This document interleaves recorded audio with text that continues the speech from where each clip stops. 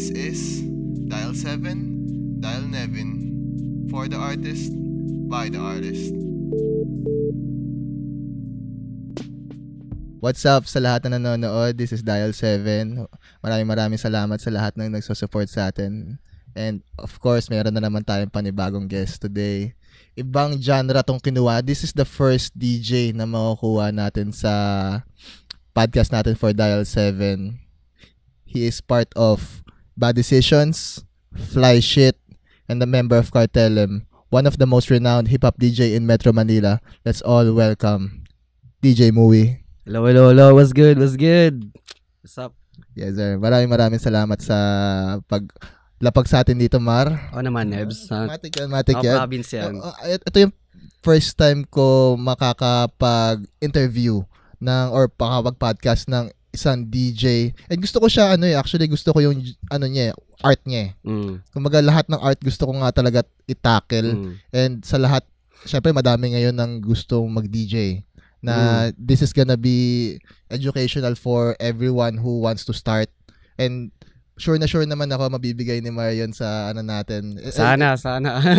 You've been DJing for since 2018, so like 7 years na. Mga 7 years na rin yun. Yung mga DJ ba natin ngayon dito sa ngayon sa scene, sa mga bagong era, ang dami ba talagang pumapasok na napapansin mo? Well, after pandemic, dun ko na napansin lahat. Kasi since nung nag-start ako, sobrang wala pa akong kaalam-alam eh. Like, mga kuya ko lang lahat na kung saan ako nag-work before. So, doon ko lang napansin kung ano yung DJing na yan. Di talaga ako pumupunta ng bar, wala. Kasi dati pupunta tayo ng mga event, hindi naman natin masyado napapansin. Na parang, kala natin nga, may mga nagpe-play lang talaga ng mga, sa phone or ano. Yun pala, meron palang ibang... May iba pang nagko-control talaga. Tapos ngayon, like after pandemic, napansin ko, ang dami nang may gusto, like sobrang bata, tapos nauso yung TikTok, so doon pa mas na-push yung DJ scene na halos lahat gusto nila matry yun. So yun. Kamusta ka, Mara? Ayun, okay naman.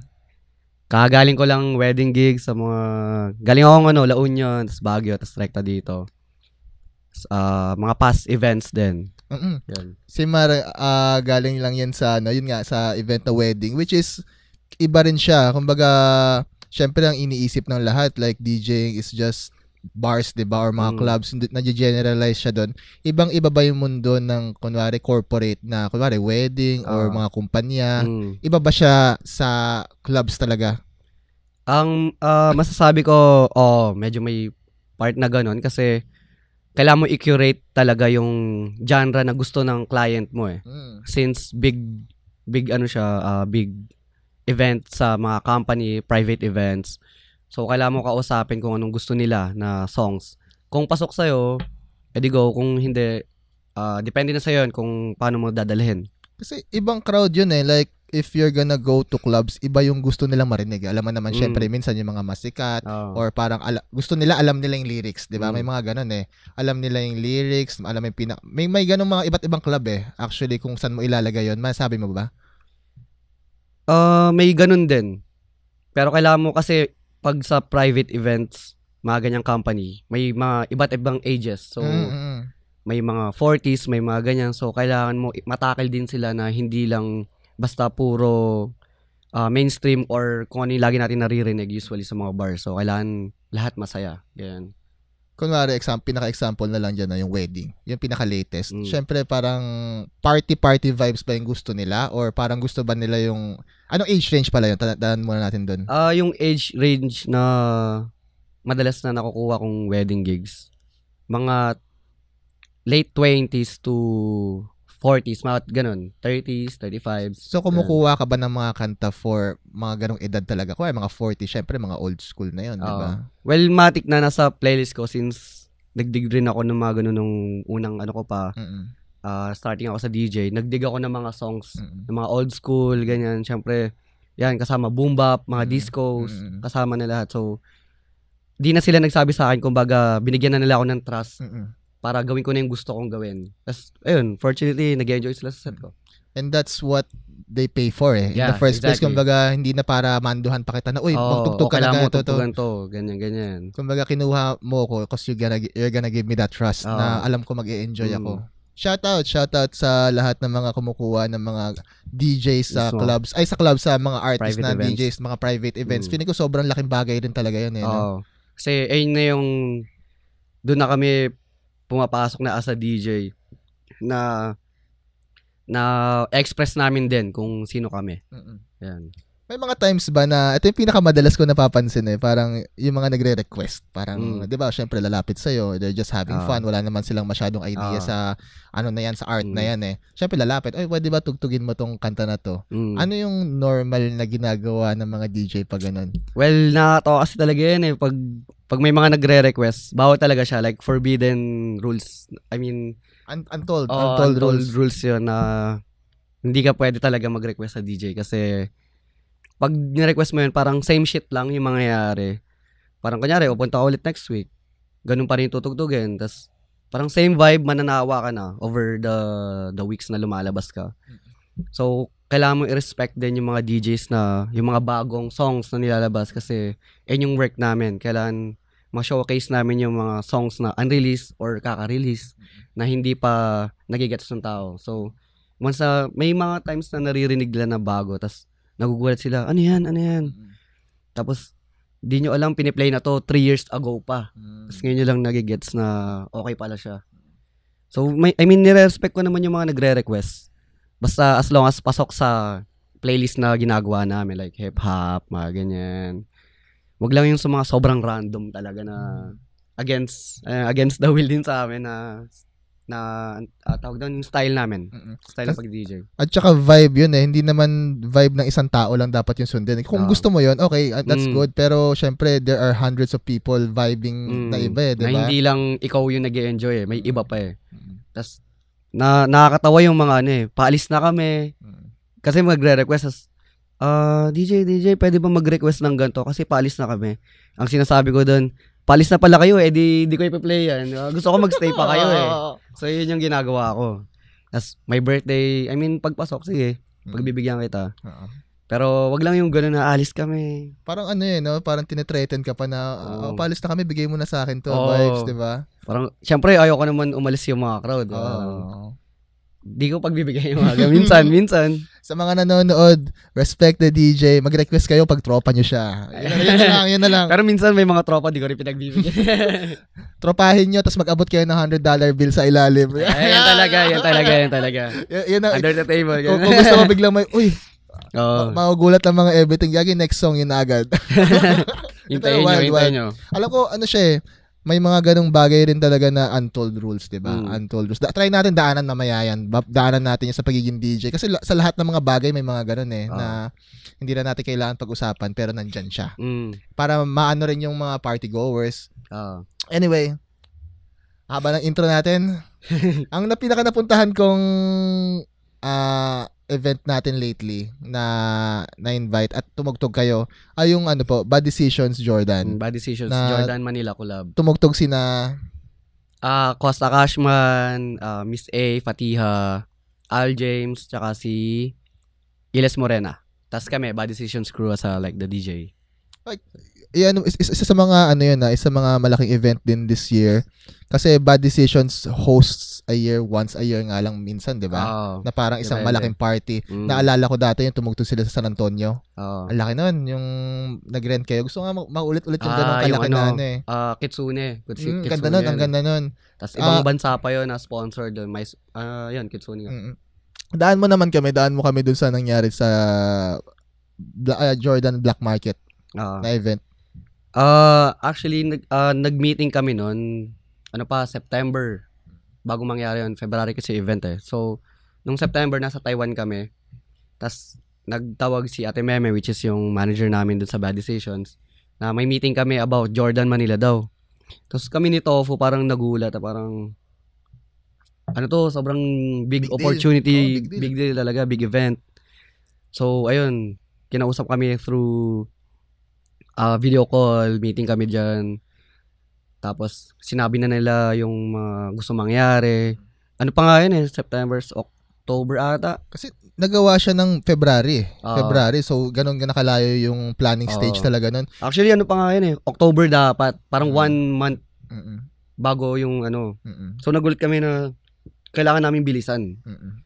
Tapos, after nun, nung meeting na yun, nag-brainstorm na kami ni Tofu. Kasama yan, si Kika, nandun din. So, nagsasuggest din ng ano.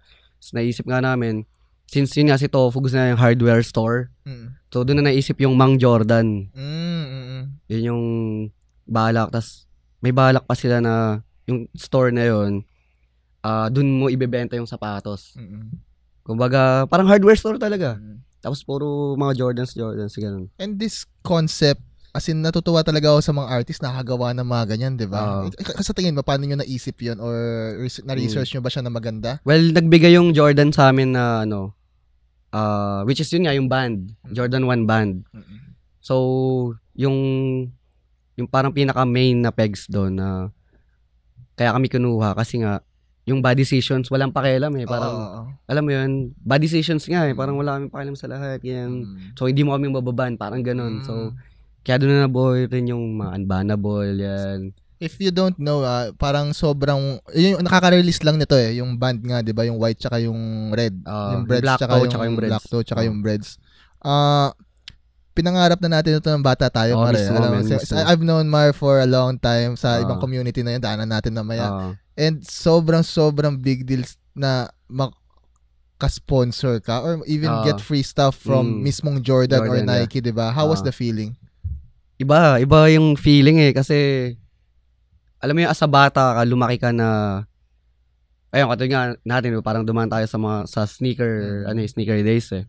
So, sobrang mahal nung Jordan nung kabataan mo, di ka makakabili nun eh. Ang mahal, kahit SRP nga lang, Mismo. mahal paano pa yung resell, Resell diba? pa, tas doble, triple price pa ata yun. Tas, nung nalaman ko na, ayun nga, kasama kami, tuwang-tuwa kami na nito, like, alam mo yun, na...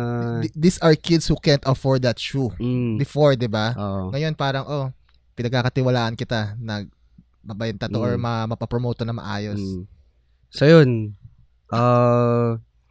parang sabi na Ate Mems na baka every time na mag-event yung Jordan, kami na lagi. So, ang sarap sa feeling nun na, alam mo, pangarap mo na maka-sponsoran ka din. Siyempre, as a DJ, may nakikita akong mga DJs na in-sponsoran ng mga Nikes, mga brands na ganyan.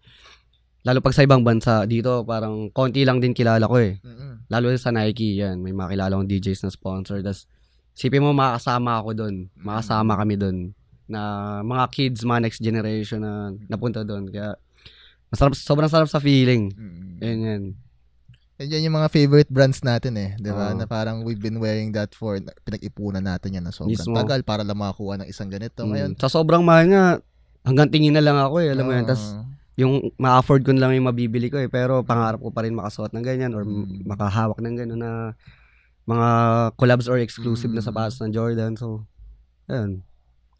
And kung may picture ko, try natin yung picture. Sobrang daming tao nung post natin dito, yung mismong event na yon, and people lined up since 8 p.m.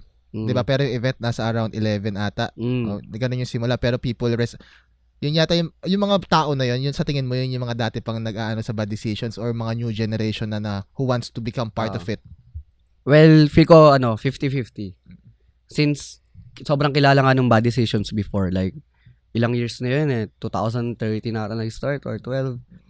Tapos through the years, parang yung mga patron na yung yung pumupunta party, ganyan, na yung iba nga tumanda, tas yung iba naman may mga next generation. So, nakita ko rin kung paano nag-grow, then tas hanggang ngayon, kilala pa rin and nire-respect pa rin yung bad decisions na ganito talaga kagulo. I mean, to be honest, walang makakapantay dun eh. Like, yung mga napapansin ko mga parties, walang ganun kagulo ngayon. As in, sobrang gulo. Yan. Dadaanan natin mamaya yung buong bad decisions kasi kung hindi niyo pa naaalam yun, one of the craziest parties in the early 2010s, early to late, as in, bago mag-pandemic type shit. Ayun yung final niya, di ba? Carinyosa, Fly Shit. Parang ito yung mga latest events na nagawa nyo. Iba rin yung atake nun Iba rin yung atake nun So, kumbaga, ang masasabi ko sa Fly Shit, yung sa mismo event lang na yan, sa mismo event, yung Carinyosa. yung ginawa nila doon, Actually namin na matagal na plano yun. Tapos, nakuha din siya na idea sa Born and Raised Sadie Hawkins Party. Yun. Kumbaga, formality, parang prom. Basically yun parang prom. Kailangan mo nakasuot ka ng formal talaga doon, di ba? May Mas mga maganda. nakabarong nga eh. May mga Oo, nakabarong nga diba? talaga, di ba? Mas maganda pag ganun kasi sumunod ka sa dress code eh. Oo. Dress code ng party na alam mo, hindi ka nahiya. Kumbaga, dapat ganito talaga. So, strictly ganito. Kasi una-una sa lahat, pupunta ka ng poblasyon, nakabarong, pwedeng sabihin na Oo. tao, ba't nakabarong yun? Pero angas, di ba? Di ba? Ako, nakita ko, I saw the pictures, Mm. parang, okay, parang may ganun talaga palang Oo. community na ginagawa. Oo. Ano ba to? Yearly ba to balak gawin? Feel ko yearly na balak gawin since ang ganda nung yung Kinalabasan. kinalabasan nung event. Mm. So, feel ko yung mga nakakita na hindi nakapunta doon, by next year siguro gagawan na nila ng Oo, no. alam mo yun, magre-ready sila para dun sa event. Meron nga ako kakilala na bumili na ng damit, nakatulog eh. Sino kaya yun? Shoutout sa tropang nakatulog. Shoutout nakatulog. Tapos punta ka rin sa Pero nakita ko nga may parang red carpet pa doon, may red carpet pa sa harap, tas parang syempre parang prom talaga na 2000s. Gala night na na yung fit mo na gagandahan and you're enjoying the party. And maybe next year, lahat ng mga nanonood dito na gusto nyo ma-experience yun, fly shit, shoutout kina Jello, kina Migs. Kina Migs, kina Neil. Kina Neil. Daanan natin lang. Again, lahat daanan natin yan mamaya. We're gonna go back. We're gonna babaan natin muna. Si Mui. Sino ba talaga si Mui before he was Mui? Before ako maging Mui talaga, like, dami ko pinagdaanan eh. 2012 pa lang, scene pa lang talaga ng skateboarding. 2012, parang grade school. Grade school pa. High school ako noon. Second year high school ako. Yun na ba yung hilig mo noon? Kung ano man yung gagawin? Wala pa talaga? Wala pa talaga. Kung gusto mo malaman yung wala pa talaga sa scene. Wala pa talaga. Sino ba si Mar? Ay, sino ba si Mui? Nerd type ako dati. Sporty, nerd. Tapos sumasaya ako, dancer ako dati. May mga barangay na sayo, yung grupo. Tapos, ako, football player yan. Naglalaro-laro ako. Sporty talaga, sobrang athlete ko. Anong school mo noon dati? Nung elementary public, tapos, nag-test ako para mag-scholar sa all-boys school. Southridge yun, Southridge. So, parang, doon na yung, parang na-push din yung ko. Pero, mag-iiba rin yung taste mo noon eh. Kasi, syempre, ibang school eh. Ibang school, medyo all-boys pa. All-boys.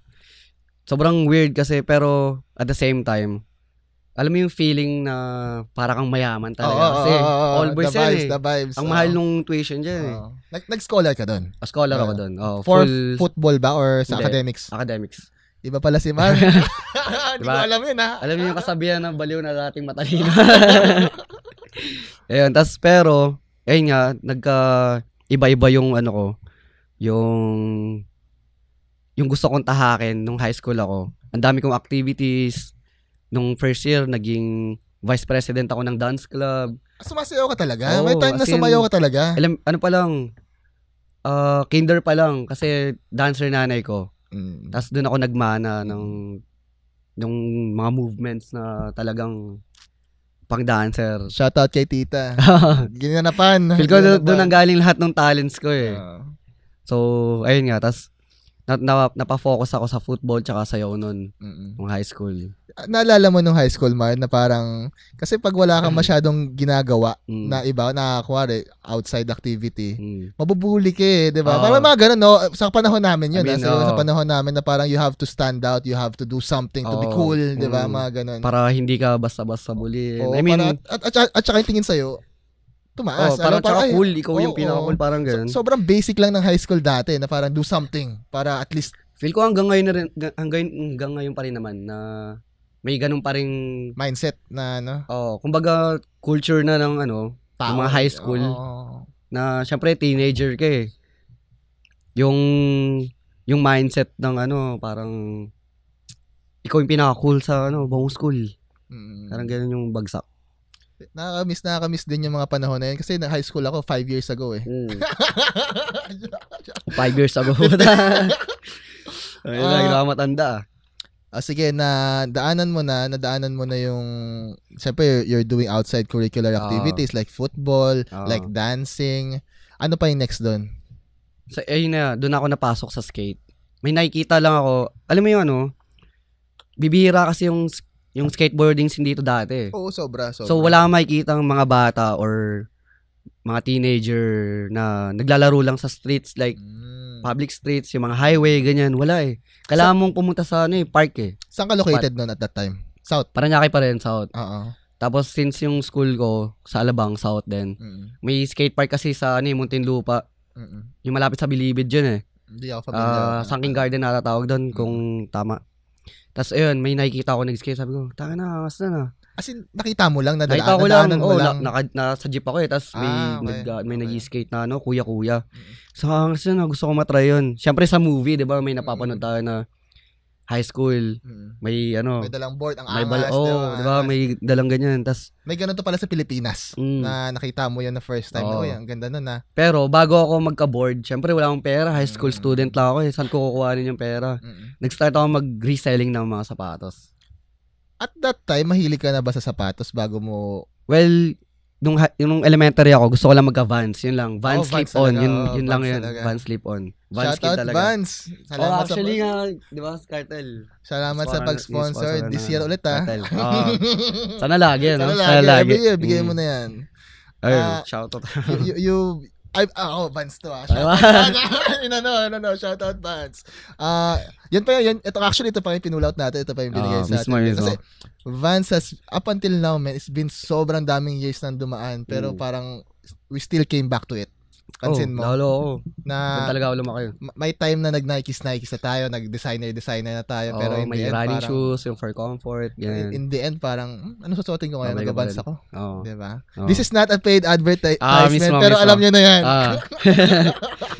Alam nyo na yan. Alam nyo na yan. Ayun nga, nag-resell na ako ng mga sapatos. Hanggang sa nakuha ko na, may na-meet akong skater na kuya. Nakalimutan ko yung pangalan pero OG siya. TFK ata siya. Tapos, naawa siya sa akin kasi nagre-resell nga ako para lang makabili ng board, ng setup. Parang 2.5 ata yun. Medyo may mga chips pa nga yun eh. Pero diba? full set na. Full set. Pwede na sa 2.5. Maganda na rin yung setup niya. Tapos, ayun, nung nakaipon na ako, binentahan ako ng 1.5 lang na buong setup. So, sobrang tuwan-tuwa ako. Kahit malaki sa akin, parang 8.2 yun. Laki nun para sa bata. Diba? Para sa bata. Pero okay lang. Practice, diba? Kung paano mag-push. May mga kasamahan ka na ba nito? Wala pa. Skate? As in, you skated by yourself. Talaga, nasa tapat ng bahay mo, ganun. Oo, walang... Kasi sa barangay ako eh. So, di rin naman uso yung skateboarding sa barangay dati. Actually, nung elementary ako, may nakita ako sa court namin. May nag-skate na mga kuya din. Hanggang sa pinaalis ng mga barangay kasi maingay. Nag-skate sila sa loob ng court na etabi nun. Classrooms. So, pinatanggal. Tapos nung nagka-board na ako, di ko na nakikita yung mga yun, pero nakikita nila ako. So, binibigyan nila ako ng tips kung paano, ganyan. Pero di ko sila nakasama hanggang sa... Nagkaroon ka na ng sarili mo setup. Tapos, yun nga, yung setup na yun, tinuruan ako ng mga taga sa amin na kuya na hindi na naglalaro. Tapos nagkaroon ako ng tropa sa labas nung sa bentahan na. Kumbaga yung Aloha Board Sports yun. Ay, OG yan, man. Shoutout kay na Jeff, kay na Rashid. Idol na idol yung mga yan. Aloha Board Sports na group. Kumbaga lahat nandun na. And alam mo yung store mismo na Aloha Board Sports? Nakapunta ka sa BGC dito lang. Di pa ako nakapunta doon. Alam ko lang yung group. Pero alam ko rin yung store, pero di ako makapunta kasi nga bata pa ako, hindi ko alam mag-commute eh. Tsaka malayo din. Tsaka nung gagawin ko doon, di ba? Di naman ako bibili. Din. Nung may mga times kasi na share ko lang din. May mga times na parang syempre taga Makati lang naman kami, malapit lang naman yung BGC, di ba? Pagpapasok ko sa Aloha Board Sports, ang ganda ng mga damit, Diamond supply, ang ganda talaga ng mga, pero grabe ang mahal, parang siguro sa bata tayo na nakita ko na 2,000 na crew neck. Afford ko lang bench eh. Afford ko lang pen shop, diba? Pero yun yung sa mall eh. Yun yung pa yung alam natin eh. Kumbaga sa utak ko, gustong-gusto ko ng hoodie ng Diamond Supply. Meron dito. Yung may mga tags dito. Culture thing nga eh. Diba? DJK, mga ganyan. Ang ganda. So, you've learned how to skateboard. Nakakakilala ka ng mga bagong tao. Doon na lumawak yung parang connection ko sa mga tao. Pero, sobrang bata ako nun. Like, 13, 14 years old ako nun, nung mga panahon. Tapos may mga events ng skateboarding. Ako lang mag-isa pumupunta. syempre galing kang Catholic school, hindi mo alam mangyayari sa'yo kasi bata ka lang, tapos magko-commute ka. Nagdadasal ako nun, men. Nagdadasal ako ng mga 10 Hail Marys, 10 Our Fathers. Kasi ang layo ng ano rin eh. Ang layo ng South. Ngayon siguro mas madali kasi may mga angkas na, mga ganyan na. Pero ngayon, dati talaga you have to know. Na paano tatanungin mo, paano pumunta dyan? Tapos kakabahan ka, di mo alam kung saan yung direction eh. So magtatanong ka sa random na tao na, kuya, saan po dito yung ano? Tapos may one time, may binentahan ako, LRT. Kumbaga, yung sakto lang yung pera ko, pamasaya. Yung pagpunta ko sa kanya, wala na akong pera, pabalik. Tapos, sinugal mo. Tapos, hindi niya binili yung sapatos ko. Shoutout sa'yo. Nakalimutan ko na kung sino yan. Huwag mo na sabihin kung sino na siya. Pero, naiyak ako nun, men, sa LRT. Sabi ko, na paano ko uwi nito? Di man lang ako binigyan ng pamasahe pa uwi. Tapos, syempre, naiyak ako magsabi na, wala akong pamasahe, sakto ng pamasahe ko. Hindi. So, nagtanong ako sa umiyak ako sa guard dun sa LRT, men. Sabi mo, ba't ka umiyak? Bagets na bagets. Ano po, kuya, wala na po akong pamasahe pa uwi. Ganun.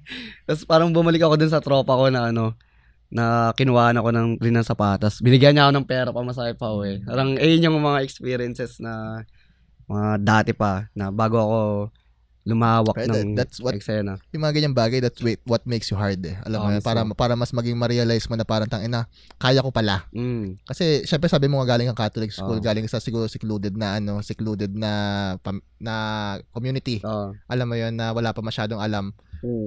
Nung nag-skate ka, mas nakilala mo na yung gritty part. Alam mo yun na parang ay pwede pala maging ganito. Nung nag-skate ako, doon na rin pumasok yung pagbabandal-bandal, graffiti. Nag-graffiti ka rin talaga? 2RD pa yun. 2RDI yung pangalan ko. Alam nila Ilay yan, Ilay Sunday, Sinosen. Dumaan siya sa dumaan ka sa pag-skateboard, tapos yung process nadaan ka sa graffiti. Kasi yung mga signboards, ang daming sticker, parang ano yan? Cool niya na. Parang sa amin lang din yung kasi cool. Tapos parang unti-unti ko rin na-gets yung kung ano siya. Ayun, kuha kami ng LBC stickers kasi nakikita ko LBC stickers na doon eh. Akala ko nga binibili yun eh. Kasi since reseller ka ng sapatos, alam mo yan eh, may nagbibigay sa sticker, diba? Pero isa lang. Yung pala, pwede mo kunin lahat. Paano ka pala, Mar, nagre-resell ng mga sapatos? As in, may puhunan ka para bilhin to, nag-uukay ka? Di ako nag-uukay nun eh. Ano lang eh, online pa ako nun. Kumbaga, ipag-ipunan ko tong isa. Okay. Or maghihintay ako na mas mura. Kunyari, mga pre-love na sapatos na 8 out of 10 pa yung na pwede pa linisan, pwede mo linisan. Kasi hindi naman ganun kagrabe yung heel drag. Parang 800 lang, tapos ibebenta ko o 1.8, hindi may 1K na ako. Parang tapos pinaikot ko na yan, bumili ng maraming sapatos. Dahil to doon sa group na Aloha Board Sports, nung nakita mo siya na pwede tong gawing pera. Doon na yun, umikot na yun sa Vans lang, yun lang yun. Sobrang lakas ng Vans dati ko naalala ng mga yung bando. Lalo sa mga skaters. Sobra. Ang ganda pa. Yun pa yung Nike before kasi Nike nag-hype eh, 'di ba? Nag-hype ulit. Pero yung mga para affordable na shoes. Kasi 'di ba nung elementary sa Cartimar, Vans kage yung yung makikita mo, tapos mabibili mo. Parang magkano na yan? 400, gano'n. Pero syempre, mahal sa ating mga bata, yun, bibili ng magulang sa atin. Ang daming may gusto ng urig eh, di ba? Parang syempre, we're not hating on fakes. Parang wear your stuff, wala ako dyan. Pero syempre, yung pride mo, yung feeling mo, yung confidence mo if you're wearing something legit. Iba rin eh. Iba rin yung feels na parang I'm proud of this. And sometimes I treat that as an investment eh. Like, I'd buy something for, sabihin natin, 3K na Vans. Tapos parang, nagsawa ka na or pwede mo pa siya ibenta ng 1.5, 1.8, 2,000, di ba? Minsan nga, 2.5 pa, kahit laswag na hindi naman parang gamit na gamit mo, pero malinis pa din. Malinis pa. Kaya pang linisan, di ba? If you're gonna try, parang mindset ng gold yan eh. Alam mo yung ginto mismo ng gold. Na, bilhin mo yan ng 20 mil. Pwede mo pa suot. Isuot mo, di ba? Laspagin mo. Hindi naman nalalaspag ang gold eh. Hindi naman malilinis naman yan eh. Tapos benta mo, malay mo, tumaas pa. In the first place, na-flex mo na, napakita mo na may gold ka, natuwa ka na. Kung nagsawa ka, benta mo ulit ng ganun. Tapos may profit ka pa. May profit ka. May chance. May chance na may profit ka. And anytime na parang kailangan mong ng pera. Ayun yan, unload to reload. Parang ganun lang din. Kasi same mindset na parang you can wear that stuff na gusto mo para at least ma-feel mo sarili mo na confident ka, Oo, 'di ba? confident ka. Confident ka Oo. tapos I think confidence ang daming mabibigay sa niya nakakaiba, Mismo. 'di ba? Lalo sa pakikausap sa mga tao. 'Di Ganun. ba? Oo. Importante siya eh. Sobra. Kahit ito, yung forma natin, 'di ba? Shoutout sa sa Yun. Arte. Yes, sir. Shoutout sa Grey Matter para sa ko sa Supreme Grey Stone Matter, Island yes. ko. Yes, sir. Yes, sir. Direct. Pati sa place natin, automatic na yan. Alam Mismo. nyo na yan. The place to be.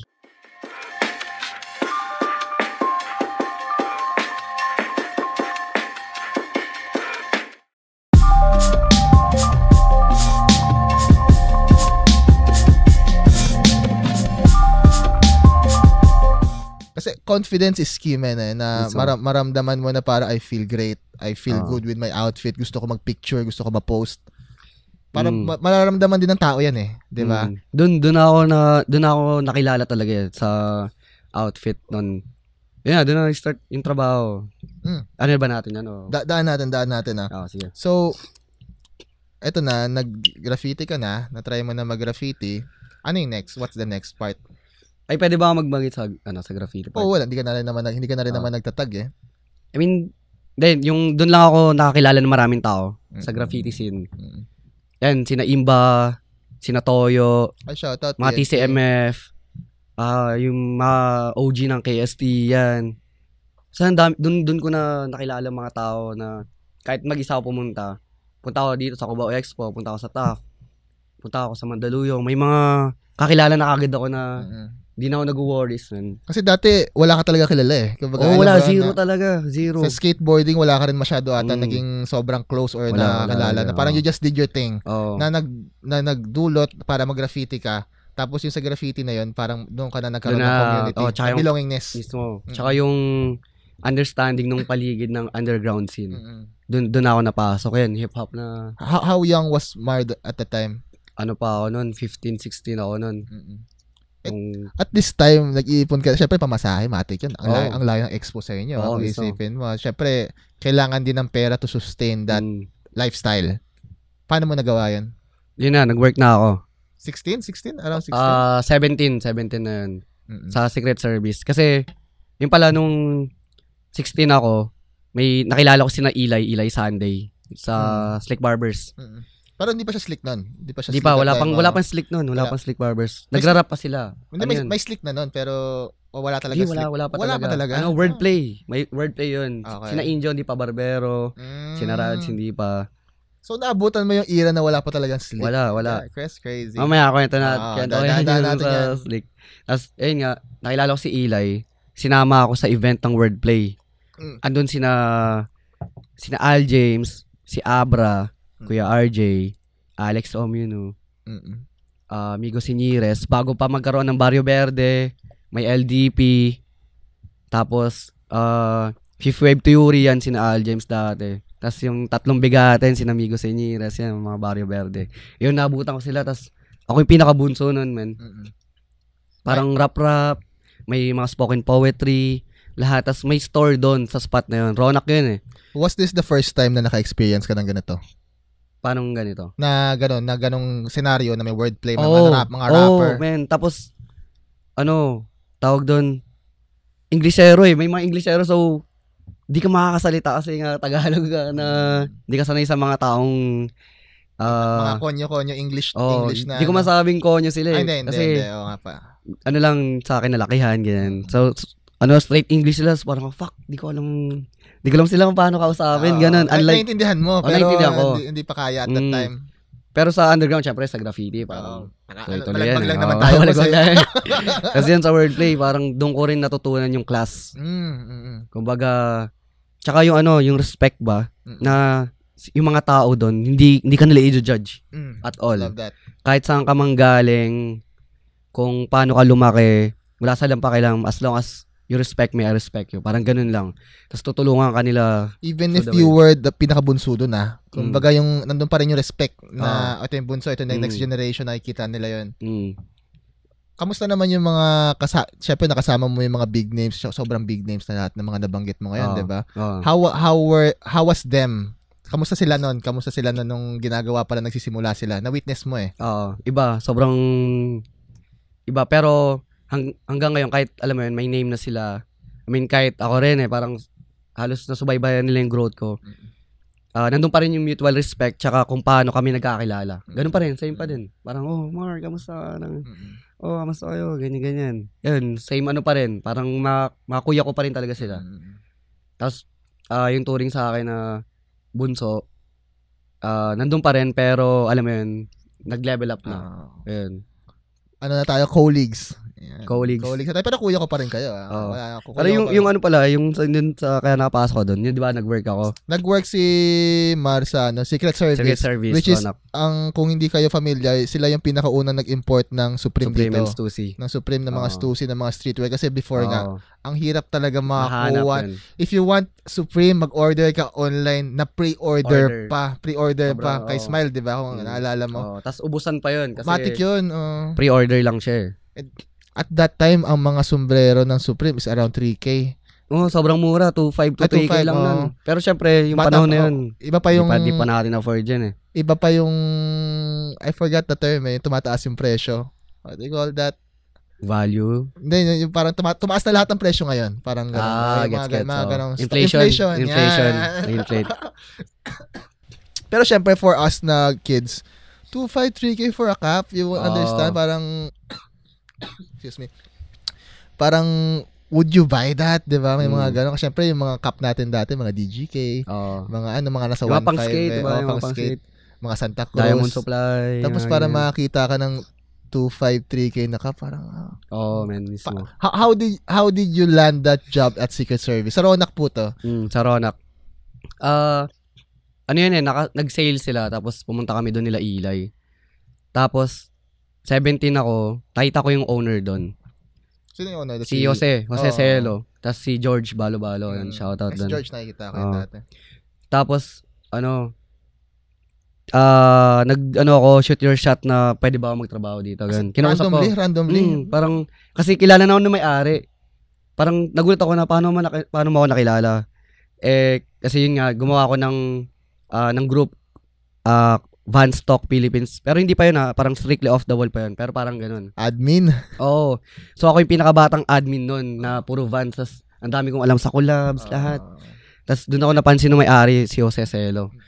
Ngayon, parang tinanong niya, ikaw si Mar, diba? Mar Udarbe. So, parang nakilala. You're the admin of strictly off the wall. Parang, solid solid. Diba, alam mo yun na parang bata ka. Nabuta ko rin strictly off the 16, 17 ka, tapos kilala ka ng gantong tao. Parang sobrang sa akin. Tapos tinanong ko, sabi ko, kasi can I have a job here? Like, mag-work ako doon. Sabi niya, how old are you, man? Sabi ko, 17, pero I'm turning 18. Next year, ganyan ako. Tapos, working student pa ako nun So sabi niya, sige, I'm gonna, chat you through messenger, ganun. Sabi ko, okay. So, di ko naman hinintay, kumbaga parang... You just shoot your shot. Tinesting mo lang kung ano. After a day, yun, nag-chat sa akin. Sabi sa akin, yo, Mar, pwede ka ba pumunta dito bukas or anytime na free ka, start ka na. Sabi ko, shit. Wala nang interview? Wala na. Kumbaga parang, sabi ko, sige, punta ako dyan. Pero you were at Parañaque at that time, ha? South and Green Hills is at medyo gitna. Ortigas yun. So, kukumute ako nun. So, yun. Yung unang day ko doon, pinagligpit lang ako ng mga box. Yun. Kumbaga, Omar, lagay lahat ng mga sapatos na to, pag sama-samahin mo, lagay mo dito sa mga cabinets. Tapos, bago ko ilagay doon, sintasan ko muna lahat ng sapatos. Sintasan. Okay. Sintasan. 500 pairs yun na sapatos ng Vans, man. Tapos parang, sabi ko, boring naman ito. Sisintas ka ng sapatos lahat. Ba't ko sisintasan to lahat? Pwede naman yung customer. Parang ganun. Alam mo yun, gets na yun. Kasi di ba pagbibili tayo sapatos sa mall? Bagets naman tayo nun Tapos, yun nung natapos ko lahat, parang 2 days, 3 days ko ata natapos yun Tapos, regular day na. So, wala na akong ayusin. May mga customer, tapos pinaano ako nila, George, na parang, Omar, try mo nga, ikaw nga magbenta, ganyan. Tapos parang nagtanong sila, may size 8 kayo. Kinakabahan ako, parang, paano kakakausapin to? Meron po, sir. Wait lang, check ko, ganyan. Tapos, nagtanong yung customer, ano po to? Anong tong collab na to? Tapos sabi ni George, Mar, sabihin mo kung anong collab yan. Tapos parang, it's a double tops collab from Japan. May So, iba double yung tap sa gamit. Secret Oh, may Service. double tap Wild. Secret That's Service. wild. Hindi ko Pero alam yun, may mga one of one lang na sizes. gets. Pero 3 pairs, mga Ang ganun. ganda. Ang galing. So, ayun. Parang sinabi ko, tapos nakaganon sa si George, parang, this kid, parang, may potential talaga to. He knows his stuff. Tapos, ano pa, yung suede, di ba, paano linisin? Sabi niya, syempre, yung double tap, suede yun, di ba? Sabi ng customer, paano ko lilinisin to? Omar, sabi mo ulit, kung paano linisin. Kailangan mo lang pambura, tapos, soft brush, kahit mag-joy lang, tubig. Yun pa yung yung alam ko eh. Kasi yun, parang tuwang-tuwa yung may-ari sa akin. Hanggang sa, sinabi sa akin, napansin mo ba kung ba't namin pinasintas yun? Para makabisado mo lahat kung saan nakalagay yung mga sapatos. So parang, shit, okay. God damn. Gets. Galing. Gusto ko yung ano na yan. And this is coming from a guy who was reselling Vans. Mismo. Tapos, syempre, from reselling Vans, may idea ka na siya eh. Kasi ginagawa mo na siya, nagre-research ko na, natutuwa ka na sa kanya. And pumasok ka dito sa first work mo na nagbebenta nga ng mga exclusive, rare na Vans, diba? rare pairs. Tapos parang ngayon, na-put on the spot ka. Alam mo na. Alam ko na kagad. Alam mo na. Wala nang Hindi ako kinabahan, parang... Kinabahan ka nung una. Pero sunod-sunod na kasi yun na yung alam ko eh. Parang confidence ako dun eh. 17 ka nun eh, di ba? 17 ka nun na parang, syempre, that's your first working experience, that's your first time, sinabi ng boss mo, benta mo nga to. Sell me the spend type shit, di ba? Benta parang mo nga gano'n, to. Pero real customer. Real customer na, Tapos may mga pa yun, may mga times na 2 pair yung hawak. Tapos, tatanungin ako, anong mas gusto mo dito, sir, kung ikaw papipiliin ko? Sabi ko, eto, last size na to, tsaka paubos na yan. Eto, collabs to. Minsan mo lang makuha to. Kuhanin mo na ng 2. Tapos, napaisip siya. Sige na nga, kuhanin mo ng 2. Ayun yung mga rare times na nakaka-save stock talaga ako na parang, dami na, okay may skills ako sa ganito. Tapos, ayun. Para mga Wolf of Wall Street na yan, boss, sell me the spend. Mismo. Tapos, doon ako nagkakaroon ng consistent na pera. Pero, hindi siya ganun kalaki kasi since, ako, working student, di ako araw-araw pumapasok. Ilang hours to, Mar?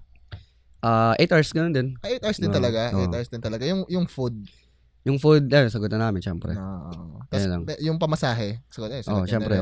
Kaya, nung panahon na rin yun, nagbabike na ako nun. Ayun. Ang nakita ko si Mar before, parang nagbabike nga talaga. At malakas po magbike si Mar. Dati. Ang alam ko. Ba't ka nagbike? Nakita ko lang yung bike ng AirPods ko, nakatambak eh. Anong bike niya? Specialized yun eh. So, hindi ko alam, wala akong alam sa brand na kung ano man yan. Basta bike, may bike dyan, yun na yun. Tapos siya kakwento sa akin ng AirPods ko kung ano yung mga pyesa-pyesa nun. Tapos hindi niya na nagagamit. Tapos sabi ko talaga, pwede ko pa ayos yan, tapos ako na gumamit. Talaga? Sige, ikaw. Yung nag-work ka na yan Nag-work na ako nun. College student as work. Sipag mo rin, boss. Oo, man. Siya nagkaka-college? Don Bosco, doon ako. Sa Mandaluyong? Makati. Talaga? Bosconian. Shoutout mga Bosconian. Bosconians. Lapit sa amin, may Walter Mart, diba? Sa may Walter Mart. So, minsan nag-aaral. Ang layo sa South nun Kung isipin ko, ang layo sa South nun So, nag-work ka or may time ba na may school ka tapos nag-work ka? May ganun ba? Every Wednesday yun. Sa isang linggo, ilang beses ka pumapasok sa day job mo? Tatlong araw lang since weekends ako. Tapos Wednesday kasi half day lang lagi kami sa school nun. Parang 3 p.m. 2-3 p.m. out namin. Gaano kahirap yung pangyayari na yun sa buhay mo na yan? Di ako nahihirapan eh. Kasi normal lang. Nag-enjoy kasi ako sa ginagawa ko eh. Kumbaga sa school o academics, may mga ang dami nangyayari. Pagpapasok naman ako sa work, di ko na feel yung pagod. Kasi masaya ako sa ginagawa ko. Nasa retail store ako na kung saan ako nang galing nung una. Tapos nakikita ko yung mga exclusive lahat, yung mga hat, Supremes, lalo pag nagbabagsak sila ng bago. Yung mga fresh release. Tsaka nasusukat mo pa yun, di ba? Parang, mismo. Tamang selfie ka muna doon. Ako yung una, first lips, ididig ko lahat ng sapatos, itatabi ko to. Akin na to. Mas may discount ako, di ba? Doon pala pumapasok lahat ng pera ni Mar. Pero hindi ko nire-resell yun. Parang PSG ko lang. Kasi ayaw rin nilang ng mga boss na, syempre, disrespect may share lang ako sa'yo, Mar, sa Secret Service. Hindi ko pa nasabi sa'yo ito Nasa Secret Service ako nun, parang bibili ako ng birds. Alam mo yung birds na may green tsaka blue? Yung collab na yan, Pandoran din yata yan Basta gets. Kali yun. Kali pala, Kali. Alam talaga ni Mar, diba? Hanggang ngayon, yung mga birds. Siya nagsintas nun Wax lace yun. Mas gusto ko yung green kaysa sa blue. Or parang green na lang ata yung natira. Pinag-ipunan ko yun. Tapos parang pumunta ako doon. Tapos parang nakita ko si George. Kaya naalala ko siya eh. Sabi, wala na kasi yan. Sold out na yan. Tapos parang sabi ko, gustong-gusto ko talaga sir to eh. Ganyan. Galing pa ako sa Makati. Ganyan. Bumiyahe pa kami na AirPods. Tapos parang sabi niya, ganun siya. Okay, wait. Kinuha niya. Kumuha siya ng size ko sa loob, man. Parang, damn. Ang size mo nun? 9 ako nun eh. 9.59 eh. Parang kinuha sa loob. Sabi daw, kay Big Boy ata raw yun. O sa may-ari ng Titan. Pinatabi ata. Feel ko sa manager ng Titan. Yung manager ng Titan. Yung singkat. Si Aaron. Manager ng Titan. Pero sabi ni George, that guy has so many shoes already. I'll sell it to you. So parang ako na pa... kasi naalala ko siya, naalala ko yung Secret Service, naalala ko siya lahat kasi parang damn, ito yung dream shoes ko at that time eh. Tapos parang dahil nakikita ko sa mata mo, na gusto mo, I'll sell it to you. May ganun din, tinuro sa amin yun. Na kung may konyo-konyo lang na parang, alam mo yung kupal, tapos last pair na, itatago namin yun, hindi namin ibibenta yun. Kasi alam namin i-resell mo lang yun, mga ganong stuff. So, di namin lalabas. Pero pag may mga taong na ganyan na nagkukwento na, alam mo yung pinag-ipunan nila, dumayo pa ako, galing kami sa ganito. Ilalabas namin yun kasi alam namin na gustong-gusto mo yung pair na hindi mo siya ibebenta. May mga ganun. Para shoutout Secret Service, man. RIP sa Secret Service. Maybe someday. Sana meron ulit. Kamusta yung mga owner? Nandito pa rin ba sila sa Pilipinas? Wala na. Si Jose minsan ko na lang, si George nasa ibang bansa na. So, ayun. Anyway, yan na. Nagkaroon ka na ng sarili mong pera. Nagbike ka na. Medyo, sinagad mo ba yung pagbabike mo na at that time na napaayos mo na yung bike na AirPods mo? Sagad-sagad. Ayun na yun eh. Ito na yung pinakalas ko bago ako maging movie. Ito na yung part, yung last. So, yung sa pagbabike, ang nakakasama ko ng mga fixed gear. Syempre ako road bike eh. Road bike na yung bike ng AirPods. Maganda na. Maganda na rin talaga. Pero wala akong parang gusto ko pa nga yun putulan eh. Gusto ko siya gawing fixed gear yung kasi dulo. At that time parang fixed talaga yung kasi pasok na may pasok inggit ka yung uso nun eh, fixed gear. Tapos sabi ng AirPods ko, wag mong sirain yan. Sayang yung niyan, yung kumbaga yung value. So parang wala akong pakialam, pero hindi ko siya pinutol. Shoutout kay Tito. RIP. So yun, di ko siya pinaputol, naka stay put lang siya kung ano yun. Tapos inalagaan ko lang, tapos nakasama ko. Hanggang saan nabuhay yung fixed gear na Quago fixed gear. Pero naka-fix ka ba at that time? Ako? Hindi pa ako naka-fix gear. Road bike talaga? Road bike talaga ako. Tapos ngayon, ang road bike talaga ang ngayon pasok ang road bike, di ba? Ako, no offense sa lahat na nag-fix gear ako. Hindi, naman yan, basta in-enjoy mo lang yung pagbabike mo. Wala naman yan sa kung ano yung bike mo or So, enjoy ko lang sa journey na binabike mo. Yun lang mas yan. Bigyan mo naman kami ng storya sa pagbabike mo na syempre ibang yan eh, ibang samahan eh, ibang community naman yan. Kasi iba rin yung community ng skate, ng graffiti. Kasi iba rin yung sa bike. Kumbaga ito more on adventure na talaga to eh. And risk, may mga sobrang laking risk din yan Sa bata dati na nahihirapan mag-LRT, ngayon nagbabike ka na pumupunta ka na sa sobrang layo. Sobrang layo adventure. Sobrang parang doon ko na rin na-appreciate yung kapaligiran, yung nature na... Daan mo kami, Mar. Kasi, syempre, nagtatrabaho ko sa Ronak at that time. Nagbabike ka na lang nun. Ako nun? From Paranaque to Ortigas, binabike ko yun. Kumbaga, wala lang. Gusto ko lang hindi makatipid. Tapos, ma-practice din ako. Ensayo. So, 1 hour ko binabike yun lagi. Since paangat yun, may times na malapit na mag-blackout sa sobrang init. Ganun katindi. So, papahinga lang ako konti, sabay yan. Tapos, di ko alam na sa Ronak, may community pala ng bike doon na fixie. Yun yung WeFix. Sina Kiko Iskora, sina Wam, sina Aaron Pugal. Yun yung mga OG nung... Sila talaga nag-start, lalo si Kiko Iskora. Siya nag-start na. Siya, painter, artist. Tapos, ayun, nung nakilala ko sila, sumasama-sama lang ako. Pero dati yung nagbabike ka lang mag-isa? Wala pa masyado yung community? Kasama ko classmate ko nung high school. Babike kami. Taga-tenement. Si Wang, Samson. Shoutout kay Samson. So, yun, nagbabike kami. Yun, graffiti din. Habang nagbabike, tag-tag kami. Tapos, nakakilala namin sina Injo, nagbabike rin pala. May slick barbers na ba yan? Wala pa. Ay, meron na ba nun? Quago yan, di ba? Quago. Diba si Jare, kasama mo rin. Si Jare, si sobrang payat. Si Si Wavier. Wavier, kung hindi nyo alam. Nagbabike Mabike yun yan. at kagrupo na ni Mar yun Fixed gear yun, ang lakas magbike nun dati. Naglo-long skid pa yun Hindi ko alam. Tapos rat-rat sa traffic. Anong tawag doon? Alikat. Tibay. Nagaganon si Jare. Gaganon si Jare dati. Wild. Hindi ko alam yun. Kaya, alam mo yun, yung growth talaga. Sabay-sabay kami lumaki. Tapos, ayun, may nakilala ko sa WeFix. Tapos sumasama-sama lang ako. Sabi kasi sama ka sa amin. Go lang. Kahit hindi ka pa Kasi syempre bata lang ako eh. Gusto ko sumali sa kanila kasi ang lupit nila. Bago community eh. Mga kuya to na astig eh. Diba? Gusto mo rin maging belong. Oo. Tapos, ayun nga, hanggang sa lagi ako nakakasama nila.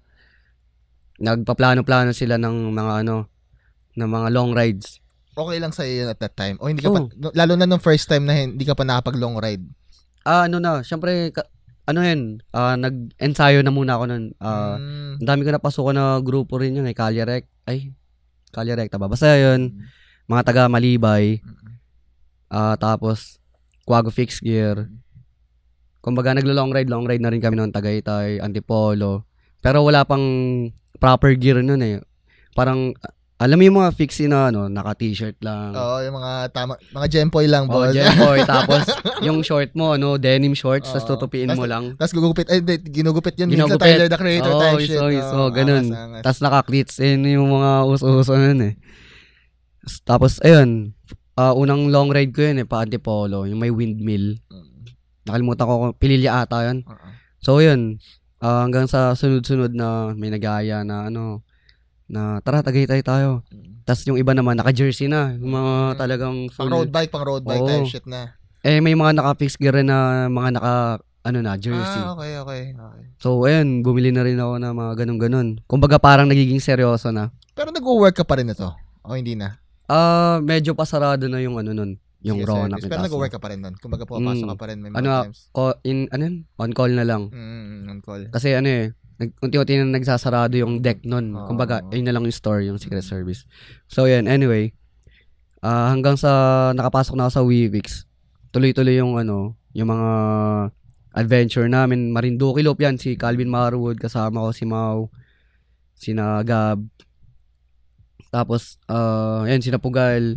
Nakarating kami ng mga Infanta, Quezon. Yun, Marinduque Loop. Tapos yung pinaka Liwa, Zambales. Ang pinaka long ride ko, talagang longest. Manila to LU, La Union. First and last ko na yan. 300 kilometers, tas 20 hours walang tulog. Masasabi mo na ito yung pinaka minahal mo rin talagang hobby na ito yung nagbigay sa akin ng new community na na ginawa si Mar. Tas realizations din sa mga kapaligiran. What was the craziest experience mo na nagbabike ka? Nagbabike. Best or worst mga ganyan? Well, yung crazy part, naginuman kami sa QC. Yung kasama, sa Progress Store. Hindi sa sa bike, sa pagbabike ba? Nakabike kami nun. Okay. So, nag-inuman kami sa Progress. Lasing na lasing kami Isipin mo, taga Paranaque pa ako, tas QC. Paano ko uwi nun? So, syempre, magkakasabay lahat pa uwi. Rat-ratan kami, sinawang, yan. Tas, dumaan kami sa EDSA. Hindi kami nagloob-looban. EDSA, rat-rat, kasabay mga bus. Kuya banda yung Progress, diba? Sa may Morato area, tama ba? Malapit sa ABS-CBN. Tas, rat-rat kami yun. Siyempre, ako yung huling magbabike kasi Paranaque ako, wala akong kasabay. So, ayun yun. Sila, naiwan lahat sa Makati. Ako, uuwi pa ako ng Paranaque. Lasing na lasing, gago. Hayok talaga ako magbike na. Talagang rat-rat. Meron pa isa sa Black Market, nakabike ako. Makati. Ayun, di pa ako DJ nun So, ayun, lasing na lasing ako. May bag ako. Tapos, di ko alam kung saan napunta. Tapos, di ko rin alam kung paano nakauwi na nakabike. So, wala akong maalala nun. Tapos, Ganon nakaamas yung amats. Ganon kaamats yung amats. Tapos, buti na lang safe, di ba? Parang safe ako. Tapos, nag-post ako na kung sino man nakakita ng bag na to, akin yan. Ay, Supreme. Yung Supreme. Yung Supreme, yung unang Supreme. Tapos, ayun, may nag-chat sa akin, si Bea. Mar, naiwan mo yung bag mo dito sa si Bata B. Bata B. So yun, parang fuck, tangina, di ko alam yung nangyari. You know, alam mo tong community dati, Mar, balik ko lang din. Di ba kunwari, naka-Supreme tayo na sombrero. Kumbaga pride na natin yun na pinag-ipunan natin to, nakakuha ko to ng mahirap na way. Tapos pag makakita ka ng kapwa mo na naka-Supreme na sombrero, parang, gets gano'n ka, parang, I know. Alam mo rin, ang ganda na feeling na yan. So, lang, up until now, kunwari makakita tayo, kasi mahilig kami sa Japan brands mismo. Parang pupunta kami sa labas, tapos parang, bago naka-double tops. Neighborhood. Doon na ako nakilala ng todo, lalo sa fashion. Diba? Na yun nabanggit nga natin kanina, 'di ba, na parang we fucks with the different brands na na ayaw kasi natin may kapareho Yun lang naman yun Kung if you're gonna wear something Japanese, una quality, 'di ba? Tapos alam mong kung lalabas tayo, wala tayong kapareho. What got you into those brands, yung mga fashion, yung look? Actually sa mga boss ko, sina Jose Celo, sina George. Well, si Jose, more and simple lang naman. Pero si George talaga yung pinaka-inspirational ko sa mga fashion. Siya nagpakilala sa akin ng mga Japanese brands na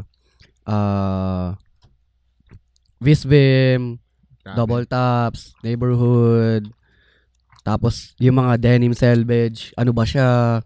Ba't ganyan siya? Ba't ganyan kamahal? Mga indigo pants. And if gusto nyo yung mga ganong brands, gusto nyo makasuot ng mga ganong brands sa mga music video nyo or mga shoot, nandito po ang Grey Matter. Yan, mismo. Ito, Bisbim. Bisbim agad dito, nandito. Mismo, diba? Mga next level shit na mga ganyan. Mga Japanese. Kasi nakakatuwa rin na may ganito ngayon Dati wala talaga Wala talaga. Parang if you know, you know.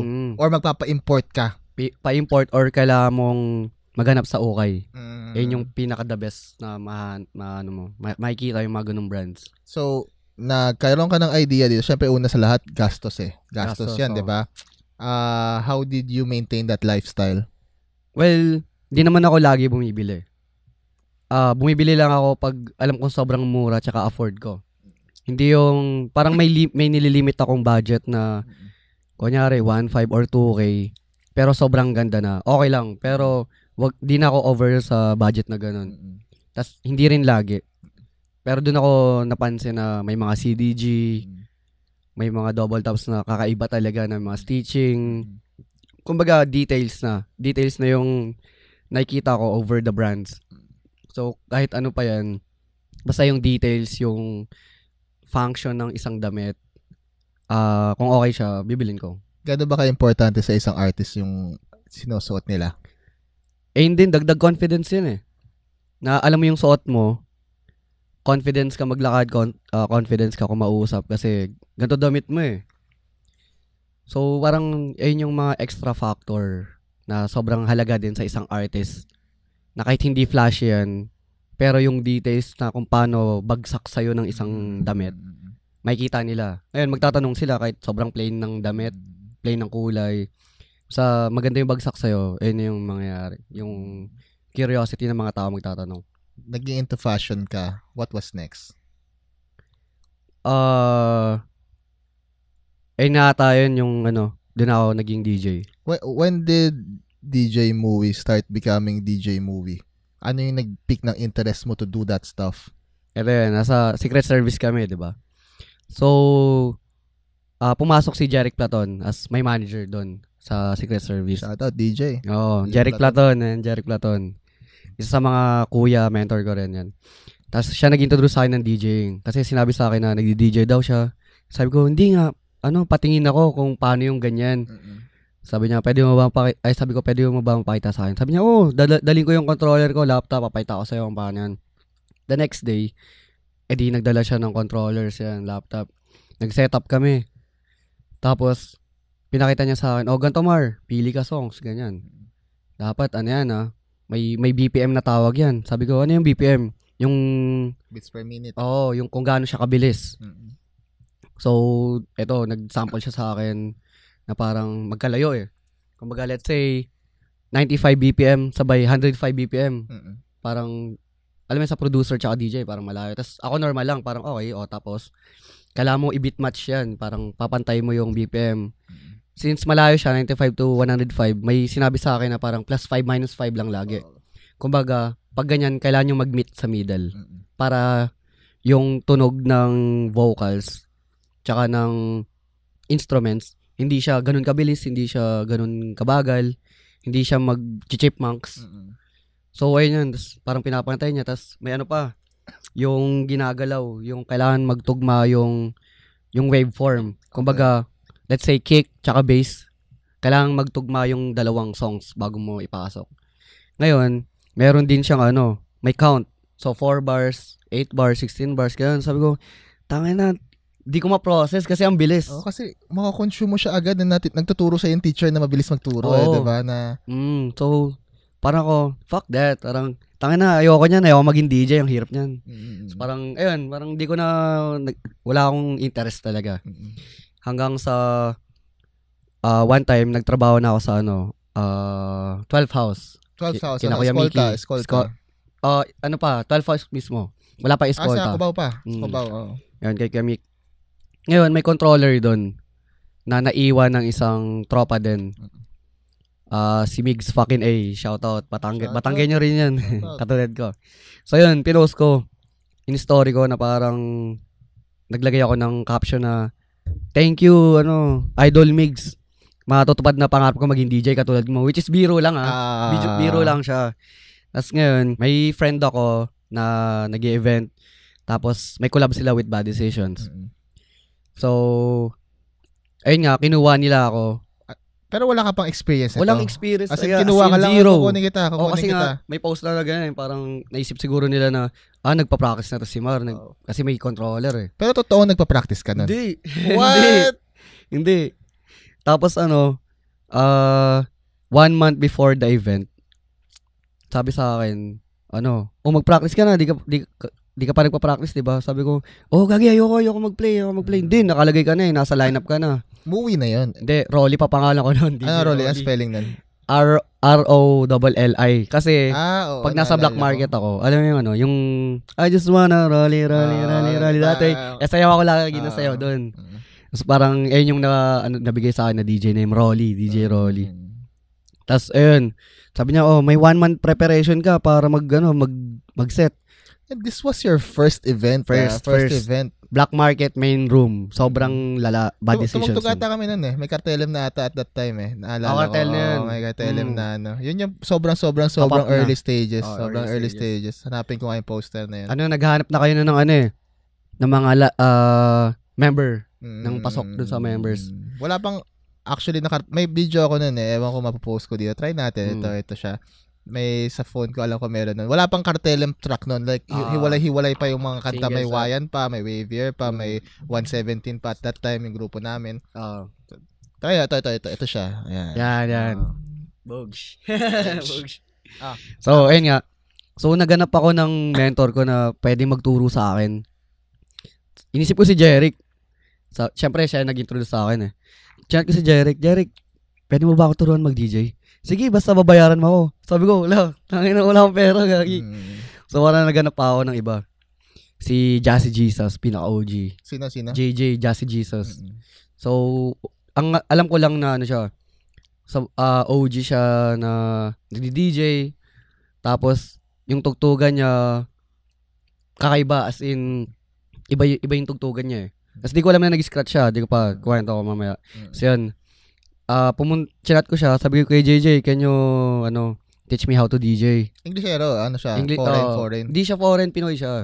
Pero lumaki siya sa States. Okay. And you met this guy dahil sa? Sa mga tropa, yung sa boss ko. Kasi, doon na ako napasok sa nightlife scene 17 pa lang ako, pinasok nila ako, pinakita kong paano. Doon ko na nakilala si Ate Meme. Ayun, sa store pala. One time, nandun si Ate Meme, Kuya Nins, RIP Kuya Nins. Nandun sila. Tapos, sinabi ni Jeric na, si Mar, di pa nakapunta ng black market yan. Sabi ni Ate Memes, ilan taon na ba?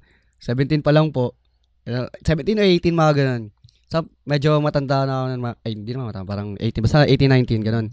Sabi niya, punta ka Wednesday, tutugtog si Jeric. Sige. Tapos, yun, nag-chat ako. Pinapasok lang ako, tapos doon ko na nakita yung loob. So, anyway, balik doon. Tinuruan lang ako ni KJJ kasi tinuruan niya lang ako ng saglit. Like, weekends lang. So, Saturday, Sunday lang. Minsan nga, Sunday lang Kasi doon lang siya free. Saan ito tinuturuan? Case study store. Sa BGC? BGC. So, syempre, sa 1 month, tapos Sundays lang, 4 days ka lang 4 session, 4 sessions ka lang magpa-practice sa isang buwan. So, ayun nga, tinuruan ako. Parang sa second session, nagigets ko na. Hinayaan niya lang ako maglaro. Parang, sige, testing muna kita para malaman ko yung mali. So, sige, laro ka. Paano mo gagalawin yan? Since may idea na ako sa pinakita ni Jeric, may natandaan ako. Unti-unti kong nagigets na yung transition. So, yun nga, una muna, syempre may yung bilang Doon ako nahihirapan. Since pag hip-hop DJ kasi, ang number 1 na mahirap doon, yung vocals. Paano mo ipapasok, paano yung tamang pasok. Kasi, may verse, may hook. So, paano mo ipapasok yung next song na tapos na yung hook, tapos biglang hook ulit. Yung, kumbaga, popin siya, tapos kailangan mo na ng next song na pop ulit para yung crowd, yung energy ko. Continuous siya, continuous. So, doon ako nahirapan. Tapos doon na in-explain sa akin ni KJJ yung bilang ng mga 4 bars, yung counting tawag doon Actually, di ko pa masyado pa rin gets, pero, pag bibilangin pero by ears ko na lang siya naririnig. So, doon ko na lang binibilang kung 8 bars na ba to, 16 bars, yung mga ganun. Tapos, ayun, after nung buwan na yun, so, may isa pa akong week na mag-practice para na talaga. Sa big stage na yan. Since controller lang gamit ko, iba yung CDJs. Yung CDJs, ang laki, tas ang daming buttons, daming knobs. Kay Migs fucking A pa rin galing yung controller na yan? Hindi, kay JJ na. Papahiram niya raw sa'yo? Or... Hindi nila ako pinahiram nun. Lang. Basta kung nandun ka sa spot na yun, tsaka mo magagamit. Hindi mo pwede uwi. Hindi ko pwede uwi. Tapos, nung nandun na, sa spot na yun, event na mismo, CDJs gagamitin ko. So, parang, fuck. Bago yun. Siyempre, iba yung pinag-practicean ko na controller kesa sa mismong, actual na controller na yung gagamitin ko which is CDJs na pang pro talaga. Ngayon, di ko alam yung yung gagawin ko. Ang sabi lang nila, same lang yan. Basta kung ano yung ginagalaw mo ng mga knobs, yung mga volume, fader, ganyan. Same lang yan. So, parang nagpapanik ako kasi, alam mo yung yung tingin manok na nakatingin ka dito, pero yung crowd nakatingin sa'yo. Tapos nakatayo lang. So, di ko na alam gagawin ko. Na-anxiety na ako. Parang, di ko na alam gagawin. Tapos, ang pangit na ng sounds. Hanggang sa, nakisundot lang ako kay Zerzak nun Tapos, pinaalis na ako ni Zach kasi medyo pangit na, off na. Ano pa yun? Ang daming tao. So, kailangan na nila ibalik yung vibes. So, ngayon, umalis ako. Sabi ko, fuck, ayoko maging DJ, So, yan lumabas ako. Inuman kami doon. Biglang dumating si Kuya Koda doon sa tambayan. Sabi niya, Omar, ano nangyari? Umalis ka agad ng bilis, Sabi ko, Kuya Kods, di ko kaya, ang pangit ng sounds.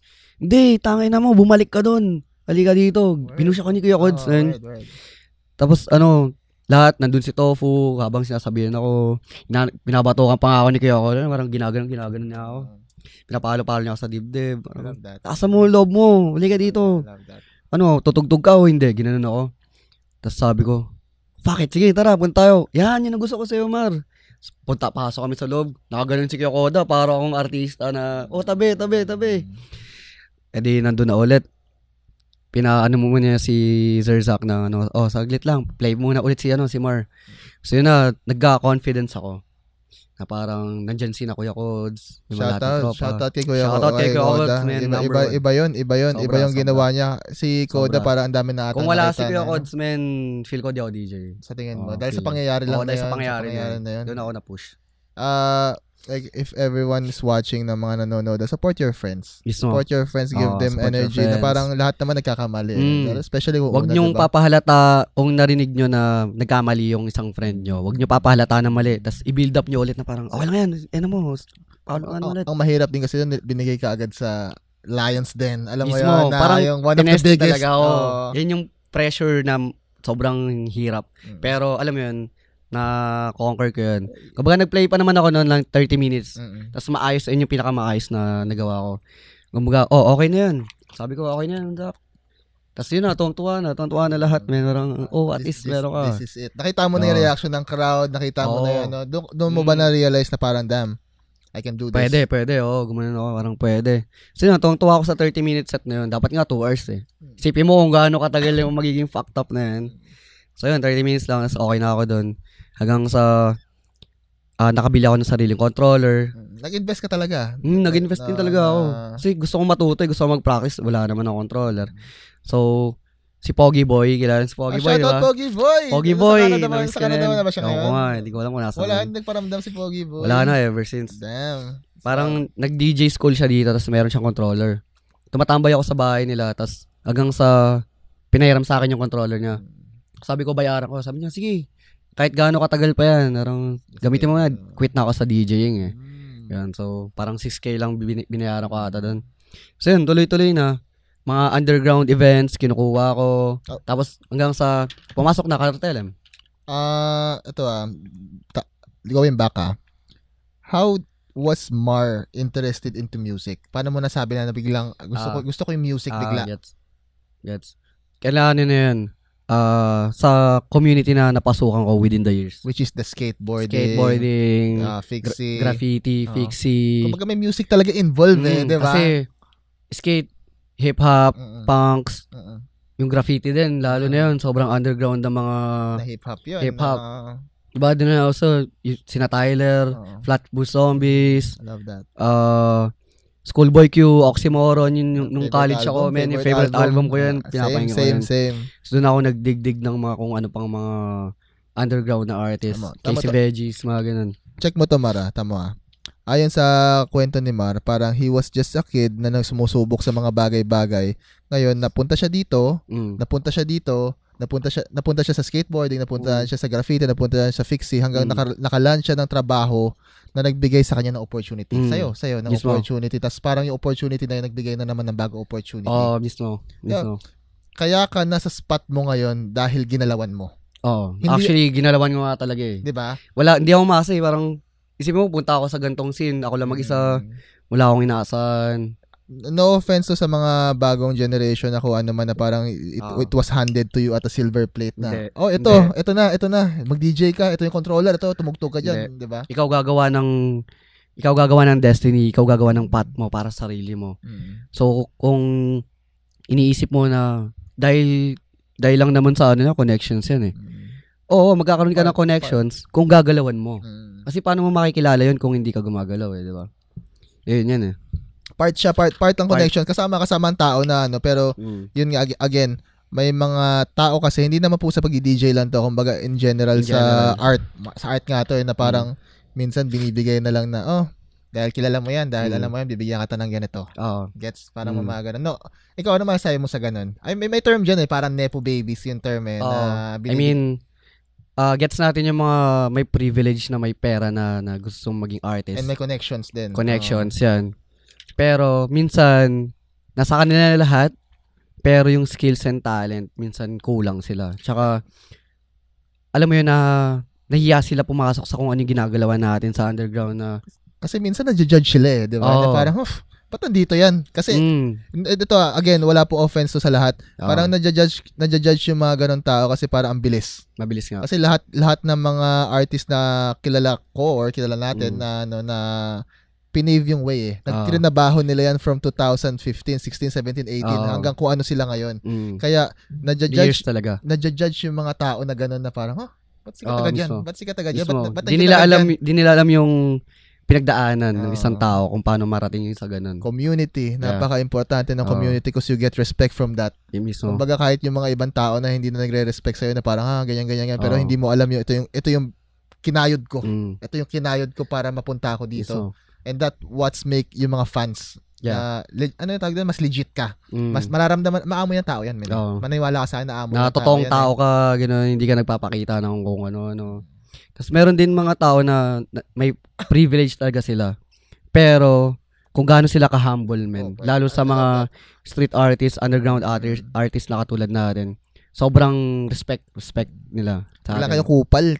Yun lang naman yun. Maging mabait kayo sa lahat. Yung mga taong gano'n na, kunyari, pumupunta sa mga events natin na mga underground, pagbigyan nyo sila, tapos ituro nyo yung way doon yun magiging constant yung underground sa mga mainstream Kaya na. mag-gatekeep. Kaya Oo. tuwan-tuwa nga dapat tayo. May bagong muka eh. Di ba? May bagong mismo. muka na parang interested sa ginagawa natin eh. Mismo. Tayo na nga lang to eh. Di ba? Mismo. Tayo na lang yun. Tayo na lang Naman yun. tayo para mas madaming mag-stream. Siyempre, yun may nagtatanong sa akin sa mga DJs, parang, bagong DJs. Tapos, after pandemic, parang hinihate ko ba yung mga ganun.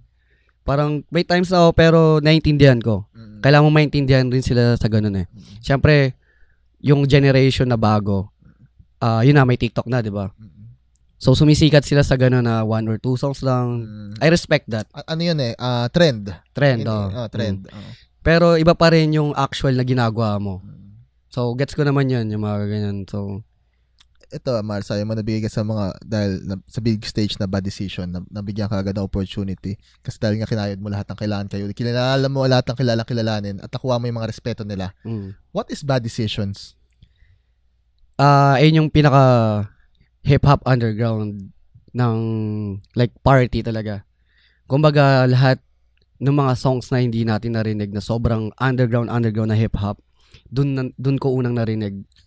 Ang pagkakaalam ko, it was every Wednesday. Every Wednesday. Sa Makati. Sa Makati siya, I forgot the place. La Puersa. La Puersa.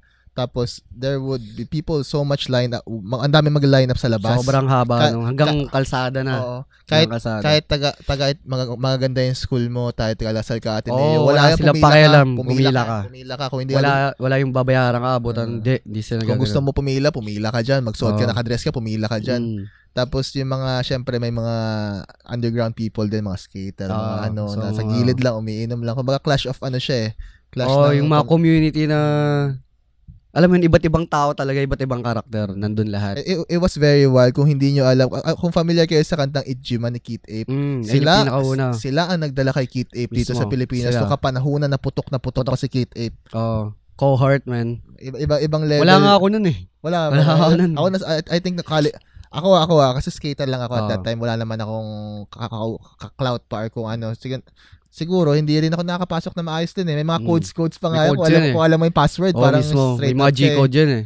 GX1000, good times. Iba-iba yun. Every week, parang may iba-iba. Ganon siya ka-exclusive. Ganon siya, syempre mararamdaman ng tao na parang, damn, this place is so exclusive. Tsaka hindi lang basta exclusive na kung sino-sino. May ano rin yan eh. May inano silang dress code. Kunyari, paano ba sabihin niya na in a good way? Okay, parang basta kung baduy ka. If you're fit, whack. If you're fit, whack. Balik ka sa pinakadulo ng pila. Tapos papapasukin ka ulit. That's how you build the community of cool people. Na parang, tanggap naman lahat. Pero sana, doon na nagbigay yung character sa bad decisions. Kaya ganun din talaga kaangas. Kaya ang bad decisions, I don't give a fuck. Kung may pera ka, doon pumila ka dyan, pumila ka. Kung nakadress ka na maganda, pumila ka. Kung kupal ka, wag mo bad tripin yung door bitch. Yun lang. Kaya nga door bitch eh. Wag mo bad tripin yung door bitch. Wag mong babad tripin yun. Hindi ka makakapasok dyan. Lahat ng tropa mo hindi pa makakapasok. Mismo. It has been a home for different artists kagaya ng Cartele, mga OFAC, 'di ba? Syempre at that time parang bibigyan mo ng class yung underground hip hop eh. They love that, 'di ba? Gusto nila 'yan eh. Gusto nila. Masabi mo ba? Syempre. Parang since alam mo 'yun, nakuha nila si Keith Ape. Ba't hindi tulungan din yung mga underground artist dito, 'di ba? Sa mga big shit sa Cartele yun naman na sobrang best na dami pinatugtog kami doon. Shout out Ate Meme. Mismo, Kuya Nins, Ate Mems. Thank you very much sa Sina opportunity. Angelo, yun. Kumbaga, binigyan na nila ng boses yung underground scene, underground hip hop. Yun, napunta pa sa boiler room dito Pinakauna. Tinanggal yun sa YouTube eh. Pinakaunang boiler room dito. Kumbaga, alam na nila yung mangyayari na magkakaroon ng ganun na big event na katulad ng boiler room. And this was the first production or grupo na nakapaggawa nito. Kaya sobrang historical siya sa mga tao na bad not good. Sina Mosdef nga, nadala nga si Mosdef dito. Isipin mo international artist lahat yan na dinala lang dito na Sina Alchemist nga, nadala rin dito nun word. Pero yung bago mag-pandemic, magkakaroon ulit. Ang narinig ko gusto na dalan dito Beast Coast Flatbush Zombies. Nabanggit natin ko yun. Anniversary yun, 10th anniversary. Ayun yung mga balak nila before na hindi natuloy dahil nga sa pandemic. Ngayon, nung syempre, nakilala ka na nung team, nakikita ka na sa mga video. Yan yung mga unang nagpauso ng mga video na parang people were so ratchet. Sobrang ratchet ng mga talaga, babae yung... na... Di ko alam, sobrang wild talaga pag Wednesday. May magtutwerk sa DJ's booth. Tapos, yung suot na talagang revealing na... Kita tipan. Walang pakialam, men. Ang kulit ng mga tao. Sobrang bago siya sa mata ng Pinoy Noong mga panahon na yun. Isipin mo, wild. Mga 2000, late 2015 to 20 yan, di ba? Bago ang pandemic. Parang lahat gusto makita yan. Syempre, mga kuwari nanonood ka lang sa Facebook na lalaki ka. Parang, damn, ang hot naman nun. Ang gano'n naman yun. Which is, sa totoo lang, ginagamit pa rin siya up until now Alam mo yun, yun na yung blueprint. Yun na yung blueprint ng lahat na nakikita natin ngayon, di ba? Parang wala nang nakakagawa nun ever since I mean, fly shit, nakakagawa rin. Pero hindi ganun ka-wild, man. Talagang iba na rin yung generation ngayon. So, nag-DJ ka na nito nung after na parang tinuloy mo sa Bad Decisions mismo? Tinuloy ko na yun kasi sunod-sunod na yung gigs ko sa mga underground events. Yung mga brands, yan. Tapos parang 2 to 3 months pala ako nagdi-DJ. Kinontak nyo na ako. How did DJ Rolly transition to DJ Movie? Pangit ng Rolly. Parang di ko trip yung Rolly, di ako So, nag-isip ako ng ibang pangalan. So, nag-isip ako anong maganda na mas maikli. Kasi para sa akin, mas maikli, mas maganda Word. So, nag-isip pa ako ng kung ano-ano. Ngayon, binase ko sa tag name ko, Tory D. So, parang nakuha ko yung dalawang I. Ngayon, ba't di ko gawin yung full name ko? M.U. Mar Udarbe II. Yun pala yun. Yun na yan, Mui. Kala ko Mewtwo siya. May mga time na Mewtwo. Yun yung tinanong ako sa case study na paano mo i-pronounce yan? Mui, Mewtwo. Sabi ko nga kayo bahala, men, kung ano na feel nyo. Pero parang ang angas ng Mewtwo. Kaya nga. Tapos alam mo, men, kahit sa akin, sabi ko, kung ano na ako, yun na yun. Ganyan din ako, actually, ganyan din ako pag sinasabi. Kung paano nyo banggitin, okay na yun. Tapos mas na bigyan ng pronunciation yung Mui. Ayun na, parang okay na yun. So, you've been dire-diretso ka sa pag-DJ sa Bad Decisions. Syempre, yung mga videos, nakikita ka lagi sa mga videos, you were getting the clout, you were getting the recognition, nayayaya ka rin sa mga ibang club or ibang bars or ibang event? Nung mga panahon ngayon, hindi pa ako masyado sa bars. Pero, binibuild up ko pa tsaka pinapractice ko pa lagi.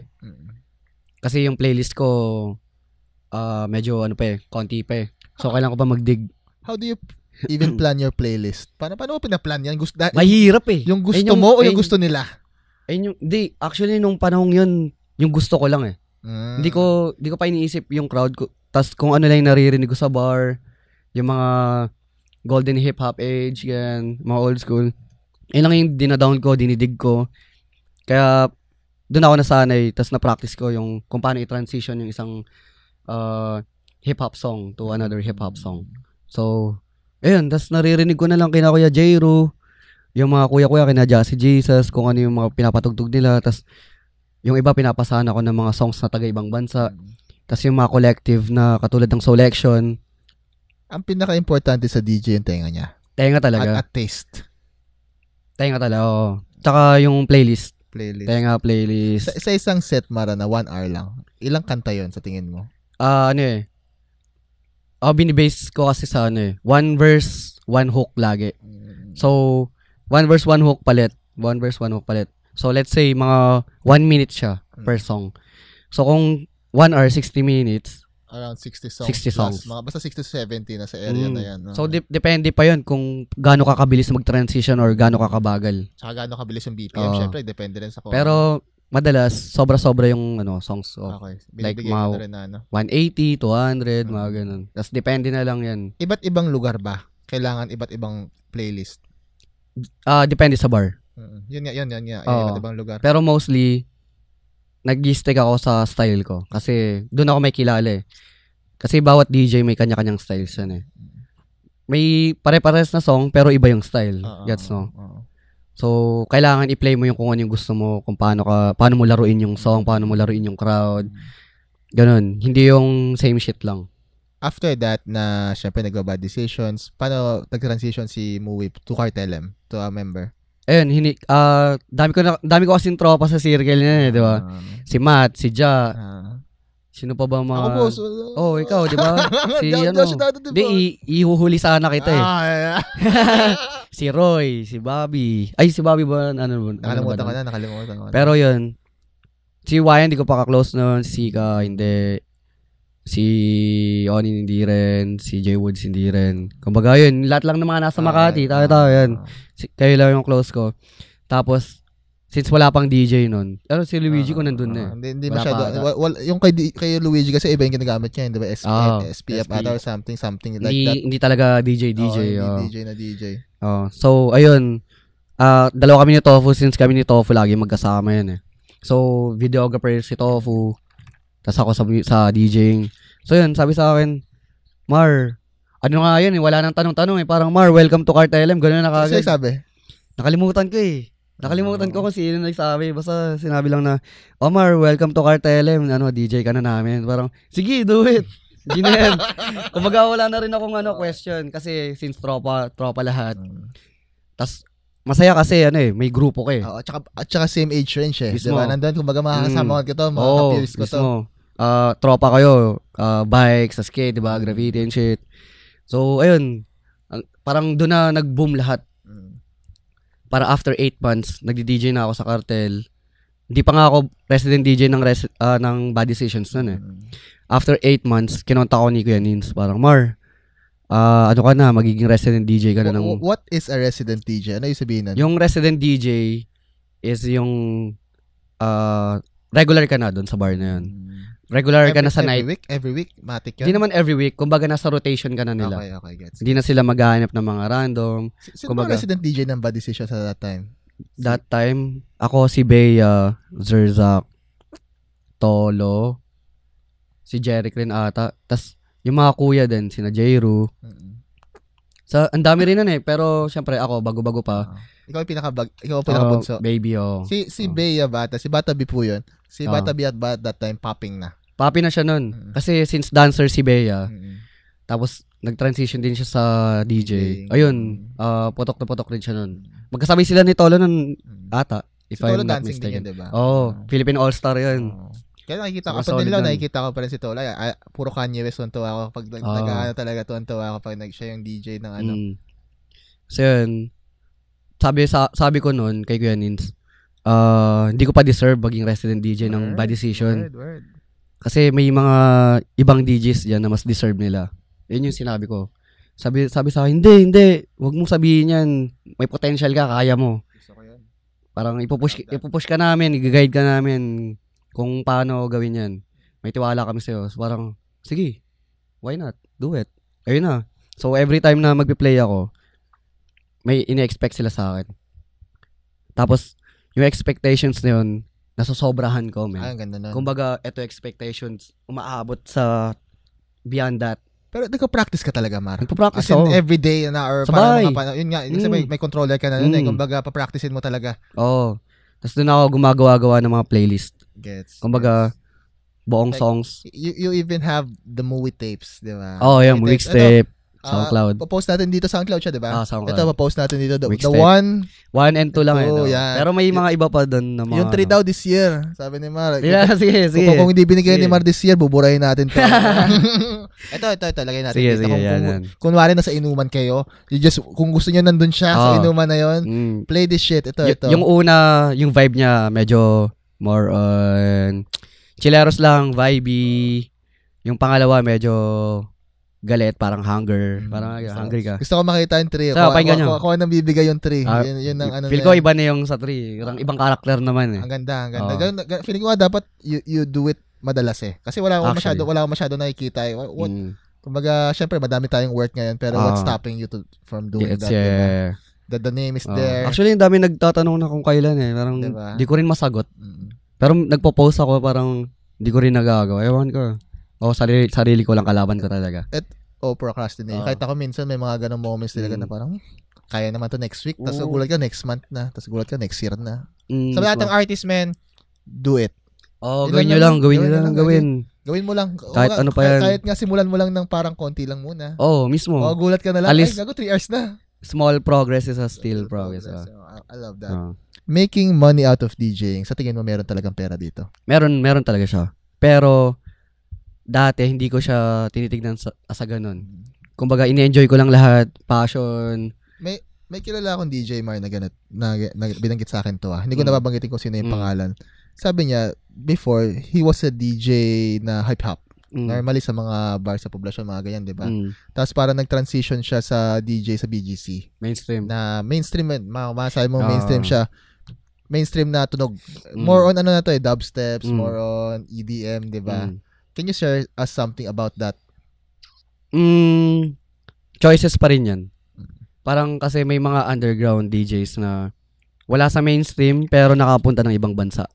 Doon parang nakikilala sila. Shoutout kay Sky. Yung style, di ba? Yung mga ganun, nakapunta ng ibang bansa. Tapos nagpatugtog ng hip abi sa ano yun sa ibang bansa. Mismo. Hor. Sa Germany yata yun, Berlin. So, ayun, may mga ganun na mga DJs na nakikilala sa ibang bansa pero di sila mainstream. Kumbaga, dun yung gusto kong focus eh. Pero you can't blame those people na gawin nila yon. Hindi, hindi diba? naman. Kumbaga, you do you.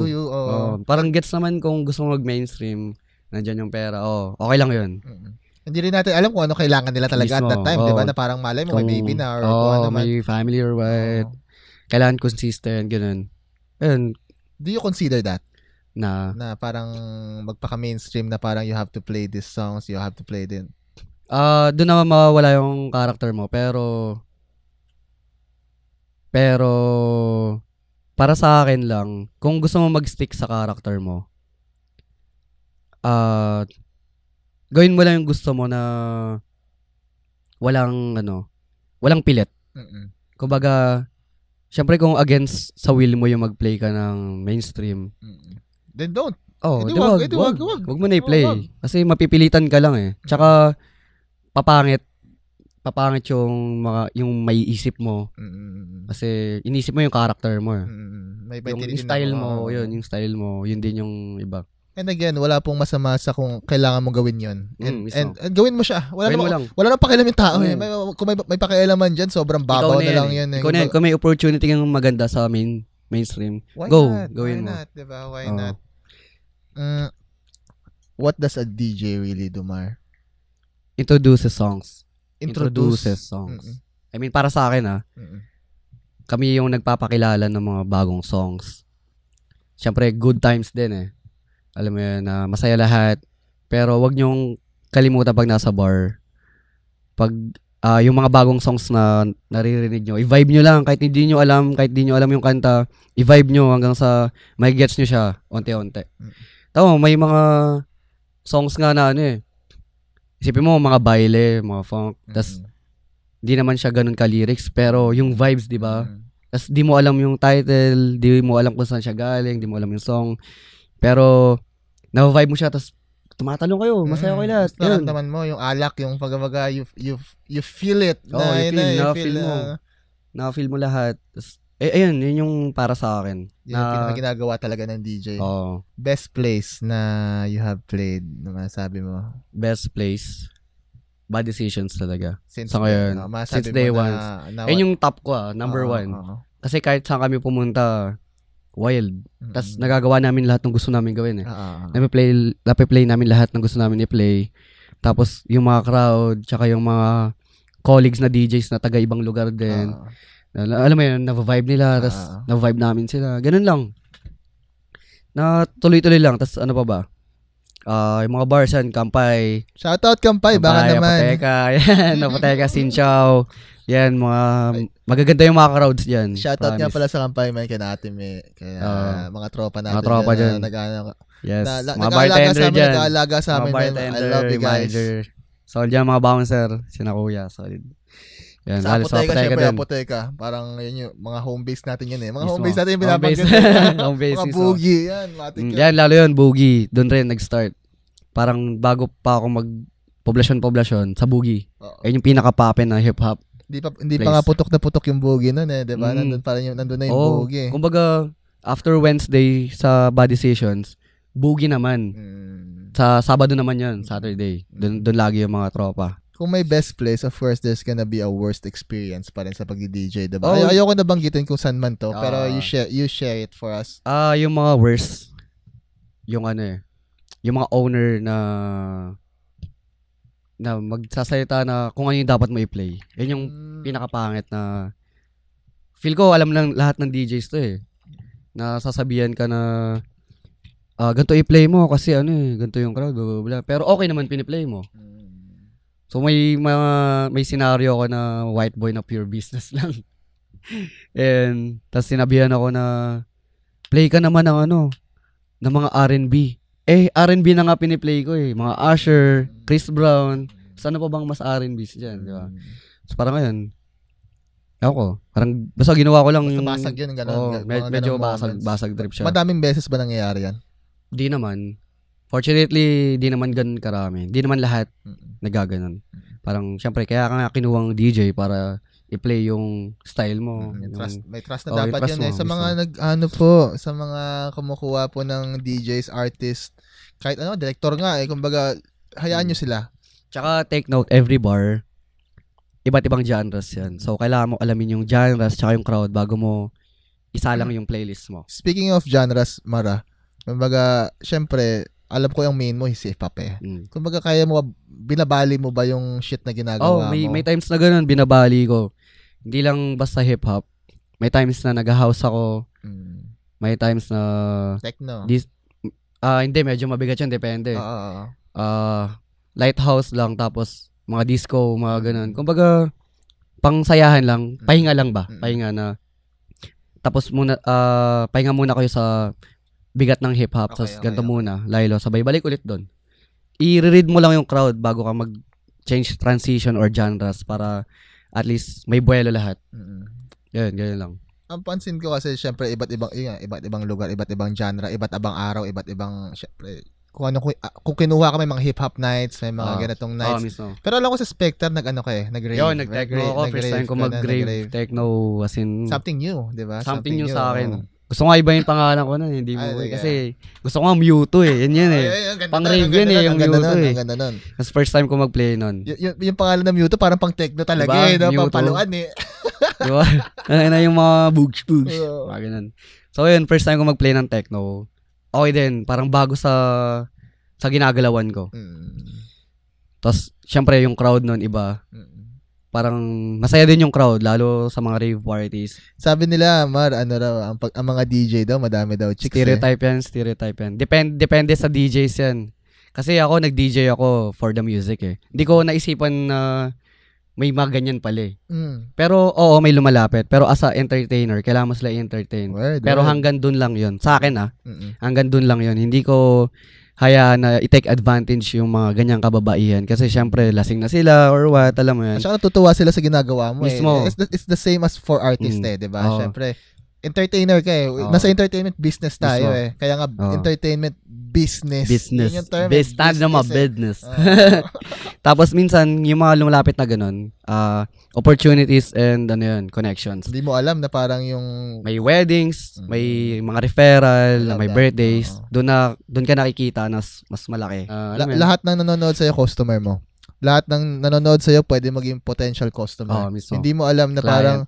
Kami, kumari, nagkakampay kami ng mga friendships, diba? Parang, ang galing na to Ang galing ng DJ na to. Ibig sabihin, next time na parang nakita mo siya sa lineup, pupunta ulit. Tapos makikita na syempre, kunwari, isang grupo. Ay, nung kumpanya. Uy, ang daming tao pag sige na to Mismo. Negosyo siya Pwede mo siyang, like DJ's artist being art. Pero syempre, in the end, entertainment business. Yan. Kaya doon na nakukuha, kumbaga yung bar yung nag-introduce sa aming mga DJs para makakuha pa ng mga iba't ibang opportunities. Kaya shoutout sa mga bars na nagsusupport ng mga ganyang DJs, mga artists, mga underground DJs, yan. As a DJ na parang nakikita nila na nag-DJ ka for Cartelem, nakapag-DJ ka for siyempre clubs. Nakapag-work ka na ba with different artists, diba? Mga big artists. Nakapag-work ka na with different artists, big artists, small artists.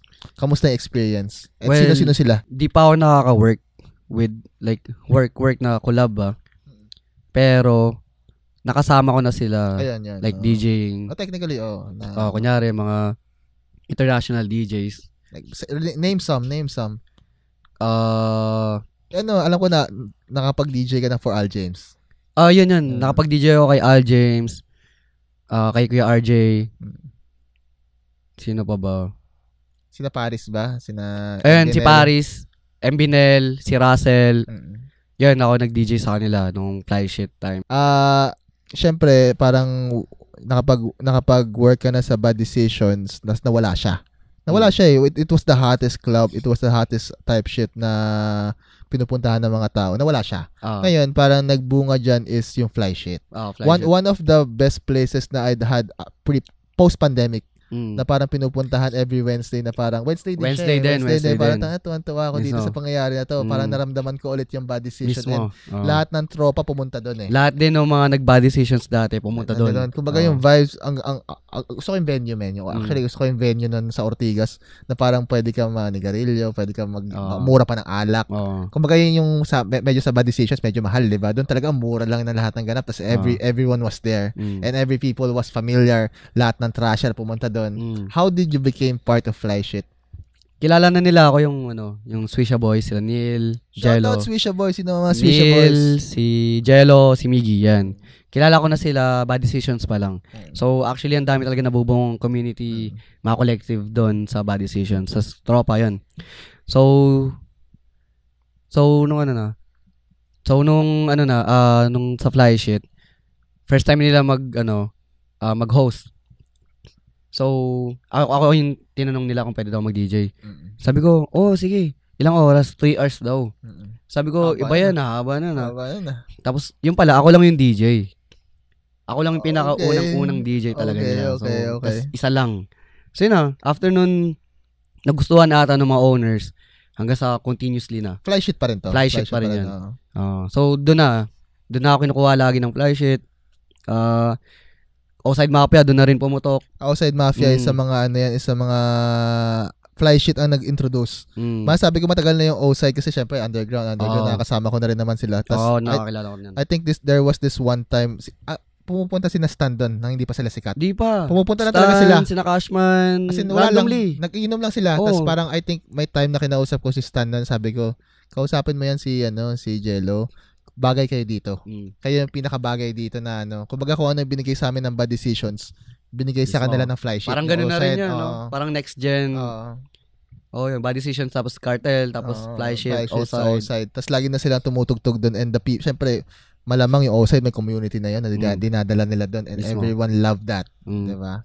Sina Jasash, random pupunta, ang dami mga PBA players. Ayun na, pumutok na, sumabog yung Fly Shit. Like best na hip-hop ngayon, hip-hop. Shoutout Fly Shit, punta kayo sa every Wednesday ba Tomar? Wednesday ba din? Saan sila? Apoteka lagi. Pero may times na iba-iba. So, may Friday, Saturday. And again, Fly Shit, nakakapagdala rin ng international artists yan, ha? Ayun yan, sina Mbinel, sina Pari. And of course, Shorty.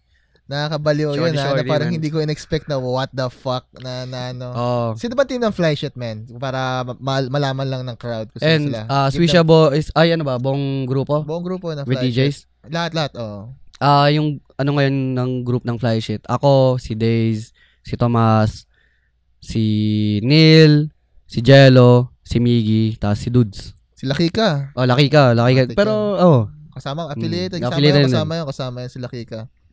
Kumaga nakaka-boost yan ng everything na if you wanna enjoy ng good times, direct tayo sa Fly Shit, which is meet sa Apoteka. Sa Apoteka nga tuwing Wednesday or kung saan man nila dinadala. Okay. Future plans for Mui? Future plans ko ngayon. Siguro gusto ko muna rin gawin yung mixtape since sinabi mo. So, dahil ako lang nagsabi. Parang gusto ko rin magpaingay na eh. Gusto kong maging yung name na mismong movie na katulad ng ginagawa ng mga ibang DJs ngayon. Katulad nila Marco Pedro, nila Bea, si Tolo. Yan, may sarili silang name. So gusto kong magkaroon din ng ganun. So yun yung tinatarget ko. Tapos iniisip ko kung paano ka siya i-execute ng unti-unti. Ayokong biglain eh. Kasi pangit pag bibiglain mo eh. Hindi siya, parang pilit lang eh. Kasi yun, balak na rin sa mga Asia tour. So, Sana. Yung Asia tour nga, Mm. diba? Try ko rin mag-produce edits. Mm-mm. Yan, let's see. Yan natin. May napansin ako, Mara, parang huling namin dito, guest namin si Direk Louie, diba? Mm. Isipin mo, nagde-direct siya, pero may mga tao sa likod niya na pinibidyohan pa siya. Alam mo yung reels, para BTS, makita siya eh. Oo, BTS, para oh. makita siya eh. Feeling mo kailangan mo ba ng gano'n na parang meron kang team na nag-video sa'yo every Actually, time? kailangan ko ng ganun eh. Ayun. Kasi sinasabihan ko rin sa manager ko yun na parang, kunyari pag papi na yung crowd, Oo. videoan mo ako para at least may pang-post ako na Exactly, ako yung exactly. sa likod. Hindi yung pag ako yung nagbibideo. Medyo parang pilit Pangit eh. Oo. oo. Maangas kasi pag may tao May talaga tao nasa likod nag-ano mo eh. eh. Oo. Yan yung kailangan ko eh. Sinasabihan ko eh. Ayun. Shoutout sa mga gusto mag-apply. Eh, Mag-edit, kung marunong kayo Ano pala mag-edit, kung gusto kayo mag-video, parang sasama kayo. may nagbo-volunteer no. May nagbo-volunteer dito. Shoutout kayo na Chano na Ivan. Yan, Diba, yan. Pero yun nga, again, parang I think important na malagay yung mukha mo. Mismo. Important yung malagay yung mukha mo sa eksena na parang ito yung ginagawa. Oo. Magandang edit, magandang transition, Mismo. magandang lahat. Why not? Again, show business. Business. Starting of business. Tsaka since dito na rin talaga ako nakafocus sa DJing. So, kailangan rin ng ganun. Yan, tapos gawa lang kayo ng gawa ng kakaiba. Parang ano pa ba, since nagluluto ako, parang gusto ko rin, alam mo yung kitchen. Tapos, Ay, hindi. Ano bang mga recent hobbies ni Mar? Anong mga recent hobbies ni Mar? ayun, luto-luto ako ngayon. Luto-luto, tapos bala ko mag-hike sa mga nature trip. Yung akit ng mga, Mount Pulag, Mount Ulap. Tapos, gusto ko gusto ko testingin yung magdi-DJ ka. Katulad lang ginawa ni Luigi. Alam mo yan, pumunta siya ibang bansa, tapos nagre-record lang siya within the woods, the Oh, forest. I love that. Diba? Oh. Parang ang aangas nun eh. Tapos, sa akin naman, DJ. Kasi may nakikita ko sa mga taga-ibang bansa, iba't ibang place na. May ukayan, may hardware Ay, store. ang ganda. Oh, 'Di ba may kusina. So ano na iba-iba na yung pinagpe-playan eh. Kumbaga minsan hindi na labanan din talaga yung yung syempre the taste, the everything, pero kung wari malalagyan mo ng magandang background, lalo na sa Mismo. YouTube nakikita ko yun eh. Oo. Yung parang all white sila, make some Kondo. content. Yun ba yung masasabi mo na masasabi mo sa mga nag-DJ ngayon na make some more content? Wag niyong isipin yung yung pera behind that. Okay. Gawin niyo lang yung gusto niyo. Kahit ano pa yung trip niyo, wag niyong isipin yung pera, yun yung number one. Sa gawin niyo yung trip niyo, ano lang yan, susunod na lang yan yung pera na iniisip niyo. So, Passion comes first. Mismo. Yun na yung susunod na lahat. So, tapos, wag niyong isipin yung mga fame and shit. Sa just be you, ganyan lang. I've seen you been making merch. May mga merch na movie talaga eh. Meron dati. Mm. Well, recently nag-release ako since nag-football ako. Nag-release ako ng football kits, mga jerseys. So, medyo naging wild rin yun. Sold out. Tapos, dinedelete ko kasi sa ko yun eh. Matik. Kumbaga, nagiging archives na siya. Kung meron ka nun, shoutout sa inyo. Shoutout. Solid yung mga bumili sa akin. Sa Thank you. mga may merch done, comment down below na you've been part of that, diba? Mismo. Sila yung mga tunay, mga sumuport din sa akin. Pero may chance ba na gumawa ka pa ng more? Pero ayoko muna ngayon. Iba yung focus. Next time na, pag may pag may napatunayan na ulit ako. I love that. I love that. Ayoko lang basta-basta. Advice ni DJ Movie sa mga who wants to try DJing. Pag nag-DJ kayo, wag nyo isipin pera, babae, wag. Tsaka fame. Yan yan. Three pointers na wag nyong ipupush yun. Kasi, yun yung sabi sa akin ng isa sa mentors ko na ang dami nagkakasiraan dahil sa ganun. So, ayun. Since kaya nga na-stereotype yung babae, yung DJ. Kasi, cool nga yung DJ, oo. Pero, hindi talaga about sa ganun. About sa music na enjoy namin lahat. Syempre, again, passion comes first. Lahat yan susunod na lang. Susunod lang Lahat na sunod. Enjoy what you're doing. Enjoy, hindi lang DJ, in general na yan eh. Kung Kung anong kang artist, enjoyin mo. Shooter ka na, videographer, photographer, artist na rapper, producer. Kung pumuto kayo, wag lalaki ulo nyo. Stay your feet on the ground. Always. Ayan lang. syempre, bigay ka nga sa akin, Mar, ng 5 albums na nag-change ng buhay mo or parang sobrang influential sa'yo. Hindi to from top Hindi, randomly 1 to 5 lang to. randomly. Oxymoron, Long Live ASAP, Long Live ASAP. Ano yung kay Kendrick Lamar? Good Kid. And Good Kid. Ano pa ba? Yung mga dalawa pa. Yung Mac Miller. Ano doon? Ano yan? Yung may regrets. Yung batang-bata. Kids. Kids. Kids. Tapos, kay Tyler the Creator. Anong album? Yung Wolf? Goblin? Yung Wolf. Tyler the Creator. Wolf. Diba, halos same generation tayo eh. Mismo. Na parang lahat ng binanggit mo, favorite ko rin talaga ng mga panahon na yan. OFW, GKTA. Mismo. Wolfgang. You already know. Tyler the Creator. Mamaya, ngayon na ba yung selling ng tickets pala, nun? no? Chromacopia. Type beat. Type shit. Hindi kasi ako sobrang fan ng Chromacopia kasi I love Tyler when he was in Goblin, Wolf. Pero isipin mo, first time niya pupunta dito. Feeling ko pag hindi ko binili to, hindi ko na siya makikita ulit eh. Should I buy? Mamaya na 12 noon. Sinutamin to. Hindi mo feeling ko mas sold out na yan kagad eh. So, feeling ko, sige. Ano na lang natin yan. Scalper na lang. si Mar pala ay, kung hindi nyo alam, meron siyang verse sa Telem Wasak. Yun lang yun. May verse siya Samurai. Parang nag-dig up in ka rin yan. Sinubukan mo rin eh, no? I love the verse though. Kasi since galing ako sa wordplay, yan nga, nag-spoken poetry, nag-rap, yan. So, tinesting ko dun. And may verse ako. Pop na din yung Samurai. Yeah, Tsaka may Samurai. isang kanta, private yung title. Wala na, tinanggal yun. LST. LST ba tayo? Light Skin Things yun eh. Light Skin Things yung sabihin. Meron yun nasa... Kami ni ano yun, ako, si Sika. Tsaka si Oni. tsaka si Oni. Si Man, nakakolab na si Sika. Nakakolab pa si Wayan. Nakakolab pa si Wayan sa si Wavier. sina Jad. Wala ba? Hindi na pumasok sa utak mo na parang you have to rap again or you want to rap again? Hindi, kasi since nung na-release yung Samurai, di ba, pag mag-set tayo big events, di ako nagsasayta, di ko yun Hindi. Diba? Pinapasa niyo sa akin yung mic. Pero di ko kaya eh. Word. Practicein mo kasi, Mar. Parang, ewan ko, siguro ako lang. Pero pag ganyan, i-push nyo pag gusto nyo talaga. I love that. Sa mga paborito kong kanta yan sa Telem Wasak. Meron bang 5 artist ka sa locally lang na gusto mo makatrabaho or gusto mo makapag-play for them? Actually, kahit sino eh. I mean, down naman ako sa lahat kung sinong artist yan. Kasi, wala lang, ayoko lang na parang bida-bida. Siyempre, yung ibang mga artist may mga sarili-sariling DJs din eh. Meron ka bang 5 artist na... Ba't di ba? Pwede bang 3 lang? 2? Sige. Magbigyan na lang sa akin ng mga artist na... Hip-hop na lang sa artist na musician na parang you really look up to. Local lang. Hindi, lahat in general na.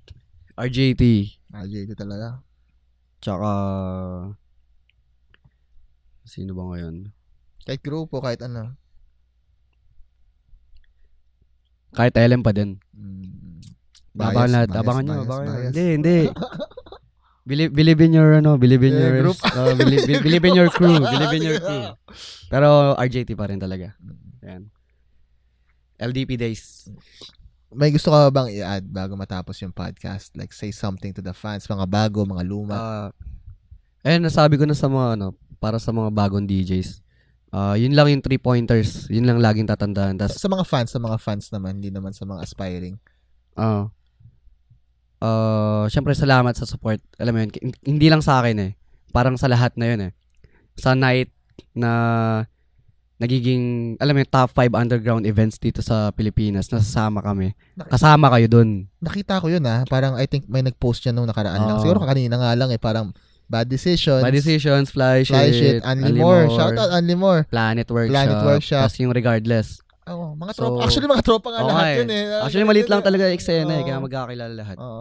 So, yun. Kung hindi dahil sa inyo, hindi magbo-boom yan. So, puntahan nyo lahat yan. Part kayo ng top 5 underground scene na yan. Kaya maraming salamat, man. From the bottom of my heart. And again, if you wanna be part of that shit, punta kayo. Punta lang kayo. Ganun lang kasimple yun, man. Pumunta kayo. Tapos Punta makikita nyo na yung eksena, talk to the artist. Ako, okay, masaya ako may kumakausap sa akin. Randomly, lalaki, babae, wala akong pakialam. Kumbaga, if you appreciate what we're doing, kausapin nyo, hindi nyo alam na yan pala yung diba, yung kagat opportunities na opportunities na papasok. Kaya nga, again, kung napahinggan nyo yung buong story ni Mar, he just talk. Kinausap niya, pumunta siya. Yun lang yun. Naging present siya. Maging presence ka lang. Maging present Tsaka ka wag ka maging kupal. Yun na. Pag naging kupal ka, Oo, sa sobrang daming kupal sa eksena, naaamoy yan ng mga tao na matagal na dyan. Mismo. Maging mabait ka Sila lang. na lang yung lumalayo eh. Kasi Oo. ayaw nila may pag-usap sa'yo. Maamoy ka yan, men, promise. Maging mabait ka sa lahat ng mga and these are Tsaka people. maging totoo ka sa sarili mo. Yun. Ayun din, yan, pagiging totoo, men, maamoy sa'yo ng tao yan. Lalo na sa mga matagal na sa mga nakakausap. Oh, Matagal lang nakakapag-experience ng madaming tao, maamoy ka niyan. And again, kung umabot ka dito, pay the artist, i-book nyo yung artist, pay them right. Pwede kayo tumawad, kausapin nyo lang, walang problema yan. Lahat naman tayo sa business naman to eh. And again, kung hindi pa kayo nagsusubscribe, subscribe kayo dito. Follow nyo yung si Mar, lahat ng socials nga ipopost natin Mar dito. Gaming in this bitch. Alam nyo yan. This is Dial 7, Dial 11, for the artist, by the artist. Maraming salamat. Peace.